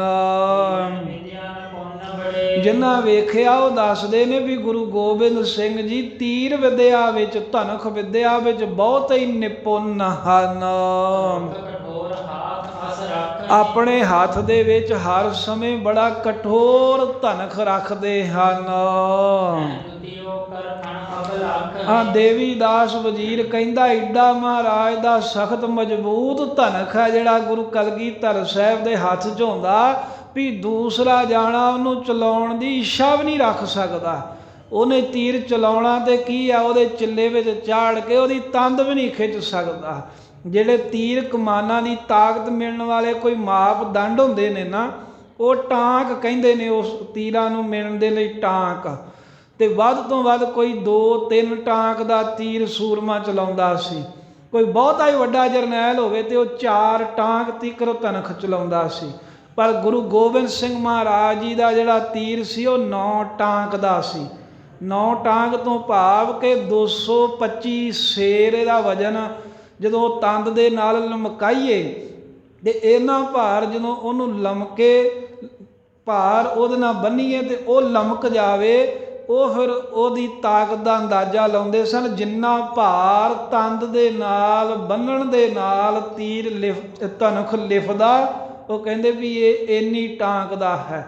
225 ਸ਼ੇਰ ਵਜਨ ਬੰਨਣ ਦੇ ਨਾਲ ਗੁਰੂ ਕਲਗੀਧਰ ਮਹਾਰਾਜ ਦਾ ਧਨੁਖ ਲਿਪਦਾ ਸੀ। ਐਡਾ ਕਠੋਰ ਧਨੁਖ ਮਿਥਿਹਾਸ ਵਿੱਚ ਤਾਂ ਜ਼ਰੂਰ ਆਇਆ ਵੀ ਰਾਮਚੰਦਰ ਜੀ ਚਲਾਉਂਦੇ ਸਨ, ਪਰ ਇਤਿਹਾਸ ਵਿੱਚ ਕੋਈ ਦੂਜਾ ਜਰਨੈਲ ਨਹੀਂ ਹੋਇਆ। ਇਤਿਹਾਸ ਵਿੱਚ ਕੋਈ ਗੁਰੂ ਕਲਗੀਧਰ ਮਹਾਰਾਜ ਤੋਂ ਬਗੈਰ ਸੂਰਮਾ ਨਹੀਂ ਹੋਇਆ ਜਿਹੜਾ 9 ਟਾਂਕ ਦਾ 225 ਸ਼ੇਰ ਦੇ ਵਜਨ ਦਾ, ਜਿਹਦੇ ਉੱਤੇ ਵਜਨ ਪਾਇਆ ਜਿਹੜਾ ਖਿੱਚਿਆ ਜਾਵੇ, ਏਡਾ ਕਠੋਰ ਧਨੁਖ ਸੀ ਮਹਾਰਾਜ ਦਾ। ਤੇ ਦੇਵੀ ਦਾਸ ਕਹਿੰਦਾ ਭੀਮ ਚੰਦ ਜੀ ਮੈਂ ਸੁਣਿਆ ਵੀ ਸ਼ਸਤਰ ਵਿਦਿਆ ਵਿੱਚ ਨਿਪੁੰਨ ਨੇ, ਬਿਨਾਂ ਵੇਖਿਆ ਹੀ ਕਈ ਮੀਲ ਤੀਕਰ ਨਿਸ਼ਾਨਾ ਜਿੱਥੇ ਮੂੰਹੋਂ ਕਹਿਣ ਉੱਥੇ ਮਾਰ ਦਿੰਦੇ ਹਨ। ਅਤੇ ਉਹਨਾਂ ਦਾ ਧਨੁਖ ਕਿਸੇ ਨੇ ਚਲਾਉਣਾ ਤੇ ਬੜੀ ਦੂਰ ਦੀ ਗੱਲ, ਕੋਈ ਉਸ ਤੰਦ ਨੂੰ ਵੀ ਨਹੀਂ ਖਿੱਚ ਸਕਦਾ, ਕੋਈ ਹਿਲਾ ਵੀ ਨਹੀਂ ਸਕਦਾ ਸੂਰਮਾ। ਤੇ ਉਹਨਾਂ ਦੇ ਨਾਲ ਸੂਰਮੇ ਸ਼ਸਤਰ ਧਾਰੀ ਬੜੇ ਸੋਹਣੇ ਹਰ ਵੇਲੇ ਅਸਵਾਰ ਰਹਿੰਦੇ, ਚੜ੍ਹਦੇ ਹਨ ਜਿੱਥੇ ਜਾਣ।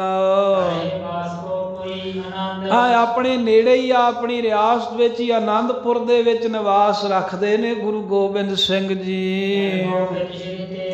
ਇਹਨਾਂ ਦੇ ਪਿਤਾ ਭੀਮ ਚੰਦ ਜੀ ਜਿਹੜੇ ਗੁਰੂ ਤੇਗ ਬਹਾਦਰ ਸਾਹਿਬ ਜੀ ਹੋਏ ਹਨ, ਜਿਨ੍ਹਾਂ ਸਾਡਾ ਧਰਮ ਰੱਖਣ ਲਈ ਸ਼ਹੀਦੀ ਦਿੱਤੀ ਆ। ਉਹਨਾਂ ਨੇ ਤੁਹਾਡੇ ਬਜ਼ੁਰਗਾਂ ਦੇ ਕੋਲੋਂ 1,56,000 ਦੇ ਕੇ 5 ਮੀਲ ਤੀਕਰ ਦੀ ਧਰਤੀ ਖਰੀਦਣਾ ਕੀਤੀ ਆ।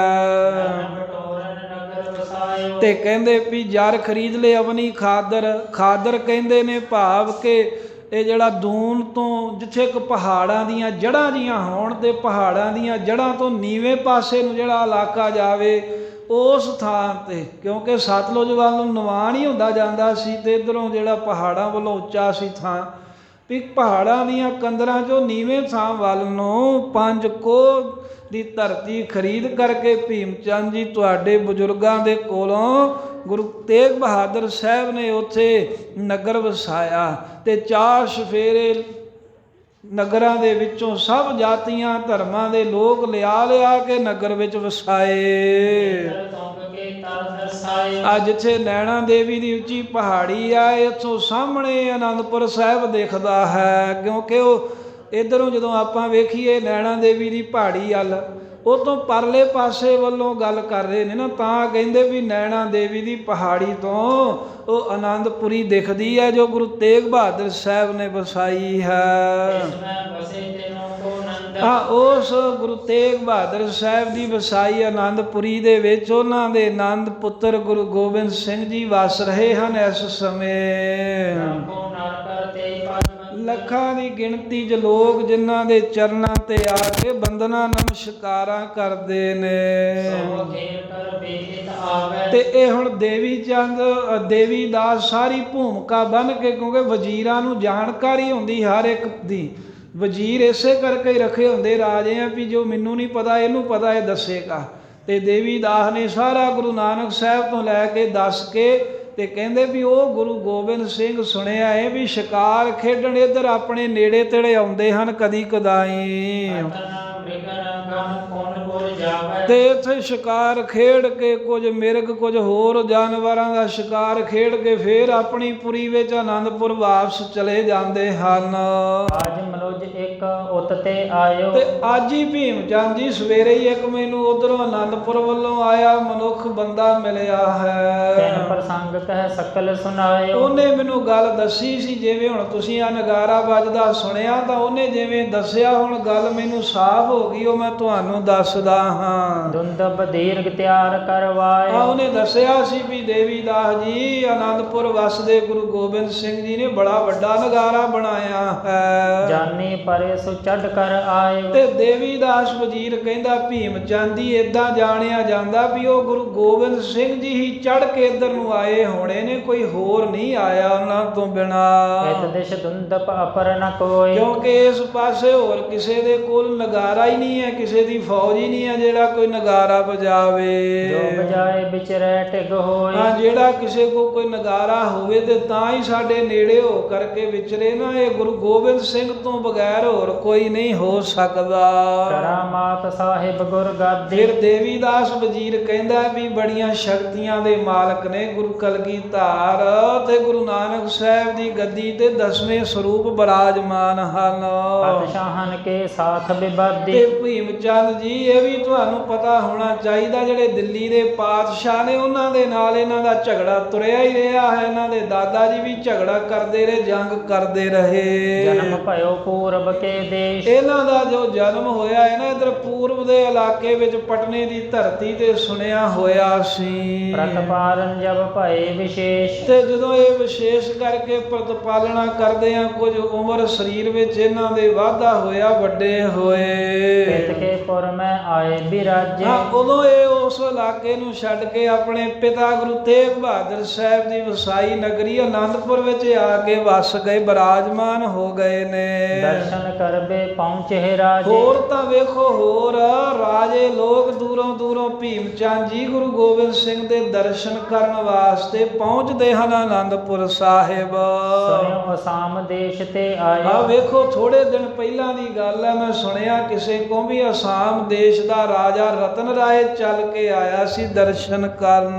ਮਹਿਪਤ ਅਜਬ ਅਕੋਰਨ ਲਿਆਇਓ, ਤੇ ਉਹ ਜਿਹੜਾ ਮਹਿਪਾਲ ਰਾਜਾ ਸੀ ਰਤਨ ਰਾਏ, ਬੜੀਆਂ ਹੀ ਅਚਰਜੀ ਭੇਟਾਵਾਂ ਜਿਹੜੀਆਂ ਹੋਰ ਕਿਸੇ ਦੇ ਕੋਲ ਵੀ ਨਹੀਂ, ਇਹੋ ਜੀਆਂ ਵਸਤੂਆਂ ਗੁਰੂ ਗੋਬਿੰਦ ਸਿੰਘ ਨੂੰ ਅਰਪਣ ਕਰਨ ਲਈ ਲੈ ਕੇ ਆਇਆ। ਸ਼ਸਤਰ ਪੰਚ ਕਲ ਚਾਰ ਮਤੰਗ, ਇੱਕ ਇਹੋ ਜਿਹਾ ਸ਼ਸਤਰ ਕਹਿੰਦੇ ਮਹਾਰਾਜ ਨੂੰ ਉਹਨੇ ਭੇਟ ਕੀਤਾ ਵੀ ਜਿਹਦੀਆਂ ਕਲਾਂ ਦਬਾਇਆ 5 ਤਰ੍ਹਾਂ ਦੇ ਸ਼ਸਤਰ ਬਣ ਜਾਂਦੇ ਨੇ, ਤੇ 4 ਮਤੰਗ, ਤੇ ਇੱਕ ਬੜਾ ਸੋਹਣਾ ਸਿਖਾਇਆ ਹੋਇਆ ਮਧਰੇ ਜੇ ਕਾਦਾ ਹਾਥੀ ਹੈ। 5 ਘੋੜੇ ਕਹਿੰਦੇ ਧਨ ਦੇ ਸਮੇਤ ਬਹੁਤ ਬਲੀ ਬਹੁਤਾ ਧਨ ਮਹਾਰਾਜ ਨੂੰ ਭੇਟਾ ਕਰਕੇ ਗਿਆ। ਵੇਖੋ ਕਿੱਥੇ ਅਸਾਮ ਤੇ ਕਿੱਥੇ ਆਨੰਦਪੁਰ, ਐਡੀ ਦੂਰੋਂ ਦਰਸ਼ਨ ਕਰਨੀ ਰਾਜਾ ਚੱਲ ਕੇ ਆਇਆ ਮਹਾਰਾਜ ਦੇ। ਇਹ ਤਾਂ ਵੱਡੇ ਵੱਡੇ ਰਾਜੇ ਤੇ ਗਰੀਬ ਗੁਰਬੇ ਸਾਰੇ ਘਰ ਆਪਣਾ ਤਿਆਗ ਕੇ ਦਰਸ਼ਨ ਕਰਨ ਹਿਤ ਆਨੰਦਪੁਰ ਸਾਹਿਬ ਆਉਂਦੇ ਨੇ। ਤੇ ਦੇਵੀ ਦਾਸ ਵਜ਼ੀਰ ਕਹਿੰਦਾ, ਹੇ ਭੀਮ ਚੰਦ ਜੀ ਐਡੀ ਦੂਰੋਂ ਦੂਰੋਂ ਸਾਰੇ ਆਉਂਦੇ ਹਨ ਜਿਸ ਗੁਰੂ ਦੇ ਦਰਸ਼ਨ ਕਰਨ, ਤੁਹਾਡੇ ਤਾਂ ਬਿਲਕੁਲ ਨੇੜੇ ਹੀ ਰਹਿੰਦੇ ਹਨ ਬਿਲਾਸਪੁਰ ਦੇ। ਜਿਸ ਗੁਰੂ ਗੋਬਿੰਦ ਸਿੰਘ ਜੀ ਦਾ ਮਹਾਤਮ ਬੜਾ ਹੀ ਦੁਰਲਭ ਹੈ, ਬੜਾ ਹੀ ਤੇਜ ਪ੍ਰਤਾਪ ਹੈ। ਤੇ ਤੁਸੀਂ ਨੇੜੇ ਵਸਦੇ ਉਹਨਾਂ ਦੇ ਨਾਲ ਮੇਲ ਮਿਲਾਪ ਕਾਹਦੇ ਲਈ ਨਹੀਂ ਚਿੱਤ ਵਿੱਚ ਚਾਹੁੰਦੇ ਕਰਨਾ? ਦੂਰੋਂ ਦੂਰੋਂ ਜਿਨ੍ਹਾਂ ਨੂੰ ਆ ਕੇ ਮਿਲਦੇ ਆ ਤੁਸੀਂ ਵੀ ਮਿਲਣਾ ਕਰੋ। ਦੀਰਘ ਵੱਡੀਆਂ ਵੱਡੀਆਂ ਤੇ ਦੁਰਲੱਭ ਵਸਤੂਆਂ ਗੁਰੂ ਗੋਬਿੰਦ ਸਿੰਘ ਜੀ ਦੇ ਪਾਸ ਨੇ, ਤੁਹਾਨੂੰ ਵੀ ਮਿਲ ਸਕਦੀਆਂ ਜੇ ਮੇਲ ਰੱਖੋ। ਮੈਂ ਬਹੁਤ ਲੋਕ ਸੁਣੇ ਨੇ ਜਿਹੜੇ ਗੁਰੂ ਗੋਬਿੰਦ ਸਿੰਘ ਮਹਾਰਾਜ ਦੀਆਂ ਤਾਰੀਫਾਂ ਹੀ ਕਰਦੇ ਹਨ। ਉਹ ਤਾਂ ਕਹਿੰਦੇ ਜਿਵੇਂ ਰਾਮ ਜੀ ਹੋਏ, ਕ੍ਰਿਸ਼ਨ ਜੀ ਹੋਏ, ਉੱਦਾਂ ਹੀ ਕਲਯੁਗ 'ਚ ਅਵਤਾਰ ਹੀ ਆਏ ਨੇ ਪਰਮੇਸ਼ਰ ਦੇ। ਬੜਾ ਸੋਹਣਾ ਸਰੂਪ ਹੈ, ਸੁੰਦਰਤਾ ਦੇ ਸ੍ਰੇਸ਼ਟਤਾਈ ਦੇ ਤਾਂ ਮਾਨੋ ਘਰ ਹੀ ਹਨ ਗੁਰੂ ਕਲਗੀਧਰ। ਅਤੇ ਦਲ ਅਰਬਿੰਦਨ ਦ੍ਰਿਗ ਦੁਐ ਮੁਦ ਕਰ, ਤੇ ਫਿਰ ਦੋਵੇਂ ਨੈਣ ਕਮਲ ਦੀਆਂ ਪੱਤੀਆਂ ਦੇ ਵਾਂਗ ਖੜਾਓ ਤੇ ਪ੍ਰਸੰਨਤਾ ਦੇਣ ਵਾਲੇ ਹਨ। ਇੱਕ ਤਾਂ ਦੇਵੀ ਦਾਸ ਕਹਿੰਦਾ ਭੀਮ ਚੰਦ ਜੀ ਗੁਰੂ ਹਨ, ਗੁਰੂ ਨਾਨਕ ਸਾਹਿਬ ਦੇ ਤਖਤ ਤੇ ਬੈਠੇ ਨੇ, ਸਾਡੇ ਵੱਡਿਆਂ ਨੂੰ ਛਡਾਉਣ ਵਾਲੇ ਨੇ, ਇਸ ਕਰਕੇ ਵੀ ਸਾਡੇ ਲਈ ਇਹਨਾਂ ਨੂੰ ਪੂਜਣਾ ਬਣਦਾ ਹੈ। ਫਿਰ ਦੂਸਰੀ ਗੱਲ ਇਹ ਵੀ ਹੈ ਵੀ ਇਹਨਾਂ ਕੋਲ ਦਲ ਬਲ ਵੀ ਹੈ, ਬਹੁਤ ਬਲੀ ਨੇ ਤੇ ਫੌਜ ਬੜੀ ਤਗੜੀ ਬਣਾਈ ਹੈ। ਕਹਿੰਦੇ ਸੰਧੀ ਕਰ ਲੋ ਭੀਮ ਚੰਦ ਜੀ, ਮੇਲ ਮਿਲਾਪ ਕਰੋ ਗੁਰੂ ਕਲਗੀਧਰ ਦੇ ਨਾਲ, ਆਪਣੇ ਲਈ ਸੁਖਦਾਈ ਬਣੂਗਾ। ਜੇ ਕੋਈ ਕੰਮ ਪੈ ਗਿਆ ਤਾਂ ਮਦਦ ਕਰ ਦੇਣਗੇ ਮਹਾਰਾਜ ਸਾਡੀ। ਆਪਣੇ ਮੰਤਰੀ ਦੇ ਕੋਲੋਂ ਚੰਗੀ ਸਲਾਹ ਸੁਣ ਕੇ, ਕਿਉਂਕਿ ਰਾਜਾ ਜਿਹੜਾ ਹੁੰਦਾ ਨਾ, ਜਿਹੜੇ ਰਾਜੇ ਲੋਕ ਅਫਸਰ ਲੋਕ ਹੁੰਦੇ, ਇਹਨਾਂ ਦੇ ਆਪਣੇ ਪੱਲੇ ਬਹੁਤਾ ਕੁਝ ਨਹੀਂ ਹੁੰਦਾ, ਜਿਵੇਂ ਵਜ਼ੀਰ ਕਹਿ ਦੇਣ ਹੁਣ ਉਹ ਤੁਰਦੇ ਨੇ। ਤੇ ਦੇਵੀ ਦਾਸ ਜਿਹੜਾ ਹੈ ਗੁਰੂ ਘਰ ਦੀ ਮਹਿਮਾ ਜਾਣਦਾ ਸੀ, ਜੇ ਉਹਨੇ ਚੰਗੀ ਸਲਾਹ ਦਿੱਤੀ ਵੀ ਗੁਰੂ ਗੋਬਿੰਦ ਸਿੰਘ ਦੇ ਕੋਲ ਐਡੇ ਰਾਜੇ ਆਉਂਦੇ ਦੂਰੋਂ ਦੂਰੋਂ, ਆਪਾਂ ਨੇੜੇ ਹੋ ਕੇ ਕਿਉਂ ਨਹੀਂ ਮਿਲਦੇ, ਤਾਂ ਇਹ ਚੰਗੀ ਸਲਾਹ ਸੁਣ ਕੇ ਭੀਮ ਚੰਦ ਉਪਜੀ ਰੁਚ ਜੀ, ਰਾਜੇ ਭੀਮ ਚੰਦ ਦੇ ਚਿੱਤ ਦੇ ਵਿੱਚ ਇਹ ਰੁਚੀ ਉਪਜੀ ਹੈ, ਪੈਦਾ ਹੋਈ ਹੈ ਵੀ ਮੈਂ ਗੁਰੂ ਗੋਬਿੰਦ ਸਿੰਘ ਸਾਹਿਬ ਸੱਚੇ ਪਾਤਸ਼ਾਹ ਦੇ ਨਾਲ ਮੇਲ ਮਿਲਾਪ ਜ਼ਰੂਰ ਕਰਾਂਗਾ। ਤੇ ਜਿਵੇਂ ਫਿਰ ਇਹ ਵਜ਼ੀਰ ਆਉਂਦਾ ਹੈ ਭੀਮ ਚੰਦ ਦਾ ਮਹਾਰਾਜ ਦੇ ਕੋਲ, ਪਹਿਲਾਂ ਮਿਲਣ ਦਾ ਸਮਾਂ ਲੈ ਕੇ ਫਿਰ ਭੀਮ ਚੰਦ ਆਉਂਦਾ ਹੈ, ਸਤਿਗੁਰੂ ਦੀ ਸ਼ਾਨ ਵੇਖਦਾ ਏ। ਇਹ ਪ੍ਰਸੰਗ ਆਪਾਂ ਆਉਣ ਵਾਲੇ ਦਿਨਾਂ 'ਚ ਸਰਵਣ ਕਰਾਂਗੇ। ਗੁਰ ਇਤਿਹਾਸ ਦੀ ਵਿਚਾਰ ਕਰਦਿਆਂ ਅਨੇਕਾਂ ਭੁੱਲਾਂ ਗਲਤੀਆਂ ਹੋਈਆਂ ਨੇ। ਗੁਰੂ ਗੋਬਿੰਦ ਸਿੰਘ ਸਾਹਿਬ ਸੱਚੇ ਪਾਤਸ਼ਾਹ ਗੁਰੂ ਗ੍ਰੰਥ ਸਾਹਿਬ ਗੁਰੂ ਕਾ ਖਾਲਸਾ ਸਦਾ ਬਖਸ਼ਿੰਦ ਬਖਸ਼ਣਹਾਰ ਨੇ, ਬਖਸ਼ ਲੈਣਾ। ਕਰਹੁ ਸੰਦ ਬਨ ਹੈ ਸੁਖਦਾਏ, ਸਰਹਿ ਕਾਜ ਜਬਹੁ ਬਨ ਆਏ, ਸੁਨ ਮੰਤਰੀ ਤੇ ਮਸਲਤ ਨੀਕੀ, ਭੀਮ ਚੰਦ ਉਪਜੀ ਰੁਚ ਜੀ ਕੀ। ਵਾਹਿਗੁਰੂ ਜੀ ਕਾ ਖਾਲਸਾ ਵਾਹਿਗੁਰੂ ਜੀ ਕੀ ਫਤਿਹ। ਗੋਬਿੰਦ ਹੈ ਗੋਪਾਲ ਹੈ ਦਇਆਲ ਲਾਲ, ਪ੍ਰਾਨਨਾਥ ਅਨਾਥ ਸਖੇ ਦੀਨ ਦਰਦ ਨਿਵਾਰ, ਸਮਰਥ ਅਗਮ ਪੂਰਨ ਮੋਹਿ ਮਇਆ ਤਾਰ, ਅੰਧਕੂਪ ਮਹਾ ਭਿਆਨ ਨਾਨਕ ਪਾਰ ਉਤਾਰ, ਆਏ ਪ੍ਰਭ ਸਰਨਾਗਤੀ ਕਿਰਪਾ ਨਿਧ ਦਇਆਲ, ਏਕ ਅੱਖਰ ਹਰ ਮਨ ਬਸਤ ਨਾਨਕ ਹੋਤ ਨਿਹਾਲ, ਵਾਹਿਗੁਰੂ ਨਾਮ ਜਹਾਜ ਹੈ ਚੜੇ ਸੋ ਤਰੇ ਪਾਰ, ਜੋ ਸ਼ਰਧਾ ਕਰ ਸੇਵੰਦ ਵਾਹਿਗੁਰੂ ਪਾਰੇ ਉਤਾਰਨ ਹਾਰ, ਜੋ ਸ਼ਰਧਾ ਕਰ ਸੇਵੰਦ ਵਾਹਿਗੁਰੂ ਪਾਰੇ ਉਤਾਰਨ ਹਾਰ। ਵਾਹਿਗੁਰੂ ਜੀ ਕਾ ਖਾਲਸਾ ਵਾਹਿਗੁਰੂ ਜੀ ਕੀ ਫਤਿਹ।